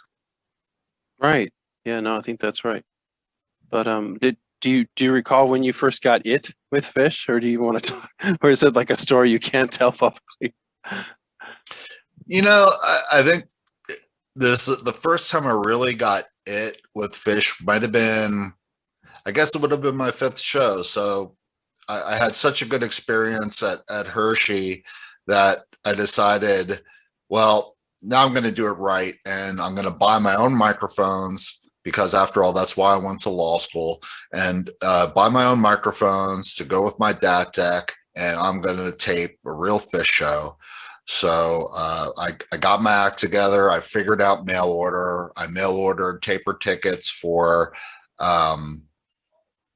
New Year's run. And back then you could actually get 95 taper tickets through mail order. Yeah, it wasn't hard. I think that at was all. the first time, actually, that of the summer, that you could get tapers tickets through mail order. It was, I think I looked it up, at least I meant to, but it's in my brain for some reason now. But I believe that was the first time you could get a tapers ticket through Phish, for mail order, through mail order for, through Shelley and Phish tickets by mail, and the Donna Weiss back then. So you recorded, did you record the entire New Year's run in 95, or was it just MSG? Just the garden run. So between Hershey, which was on 12/1/95, and the New Year's run at the end of the year, I also got my act together, and based on the work of people like Elliot, a lot of dead tapers that I'd come to collect, taping Grateful Dead, people like Jeff Kravitz and Ted Mattis, and a lot of people who were taping with Shep's microphones. I knew exactly what I wanted, and if I was going to put the effort into a new hobby, I wanted to have the microphones that I wanted to have, and I didn't want to have any regrets. So I bought a new pair of Shep's, and I actually borrowed a preamp from Stan Lobitz, who was a new friend of mine I just met. Patched out of him a couple times. He had an Ode preamp that he loaned me. And I thought that was cool. That he didn't really know me that well, but he was willing to ship a $1,200 preamp to me because he knew that I was taking my brand new Shep's and a DAT deck to the Garden to tape Phish on their first of many New Year's garden runs. So that was my first experience taping Phish at what many people consider to be one of the worst 12:30 shows of all time and one of the best 12:31 shows of all time. Yeah, in 1995. The first MSG show was a year earlier, though, right? Is it 12/30/94? Or am I misremembering that? No, I think you're correct. I believe so. Okay. Yeah, so the 12:30 was, did Prince Caspian open 12/30/95? I remember being really relieved and sitting, I was really tired. But anyway, that's another. It did, but it was okay webcast. because I didn't know it then. There you go. And yeah, it's a song I love. So don't get me wrong. But it's at the time it was it was interesting for an opener choice. Is it true that you named an article of clothing after the song? I don't recall. I don't think so. So 12/31/95, one of the most incredible shows in Phish history. If I remember correctly, your recording of that, your Shep's recording, I remember people really, really liking it on Rec Music Phish, and I remember getting a copy of it I got as many copies from different mic sources of that show as I could get to do comparisons. And I think I should also ask you about Team Shep's. And how all that started, because I remember reading about it on Rec Music Phish in I don't know, it might have been more like 96 or 97. But can you talk about Team Shep's and how that whole thing started?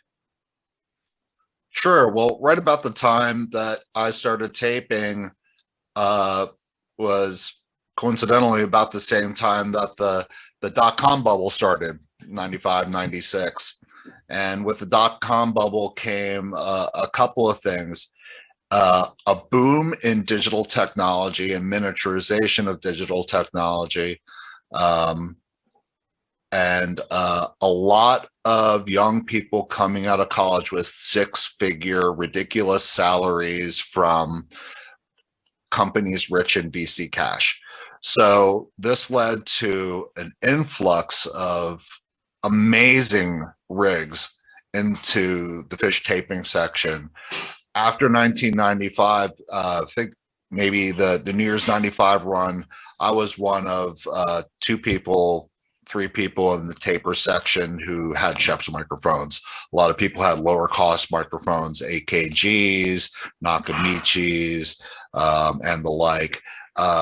Within a couple of years, you couldn't go to a show and not see 7, 8, 10 pairs of Sheps in the taping section. And I was a taping section taper. I like to be able to set my rig and enjoy the show. I never wanted to wear a hat. I never wanted to be distracted by the anxiety of getting caught. Some people thrive on that old school sort of kamikaze, take my mics if you can. Not me. I like to set it and forget it in the taper section and enjoy the show and see my friends and wander around the arena. So I never got the FOB taping bug. I tried it once, which was my 3rd Fish Show taping. So I guess New Year's 95 left the mark. So I figured, okay, I'll go to Jazz Fest and I'll try to tape Fish at Jazz Fest because there's no taping allowed. And that'll be pretty cool. And I'll be cool and I'll tape Jazz Fest. And I did. I snuck my Sheps in. April 96, right? Yep. I wore the mics in the hat. And I got a really great tape of it. And it was the tape that everybody got because there was no taping allowed and nobody else was releasing any tapes that I knew of at the time. There was maybe 2 or 3 other stealth rigs at the show. But, the experience of standing out in an open field in New Orleans in May in the humidity and heat and standing still and not being able to groove to EM, I decided then and there that wasn't for me. So, lesson learned. And I think the next summer is when I really just sort of went overboard. And a mutual friend of ours named Eric Vanderkar, rest in peace, who called a bunch of us up separately and said, hey, so and so and so and so, Stan and Saverick are going to Red Rocks, you got to come too.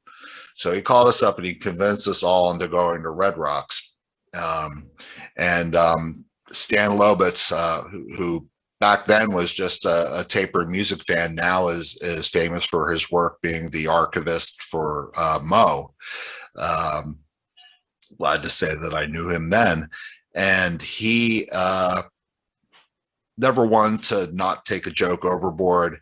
He silkscreened some shirts that said Red Rocks Team Sheps Taping Crew.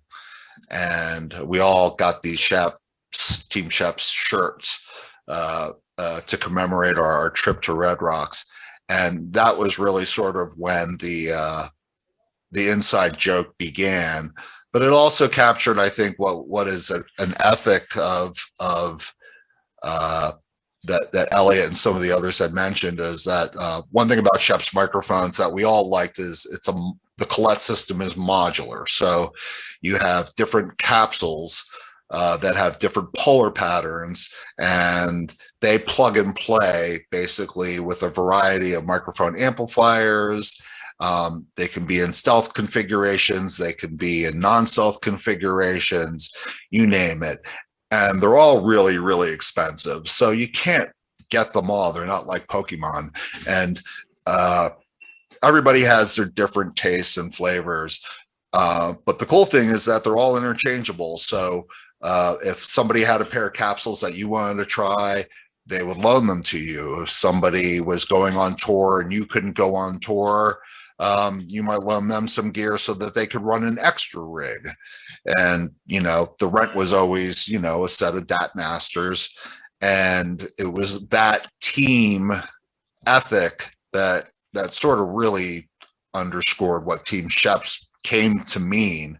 But, if you're making t-shirts and hats and you have, I think Stan registered the domain name, .org domain name too. So, we took it overboard, but it was fun while it lasted. That's great. Yeah, I mean, enough probably hasn't been said to thank tapers like you and the other Team Chefs folks for not only going through the hassles of taping a show. There could be many, as you guys know, better than most.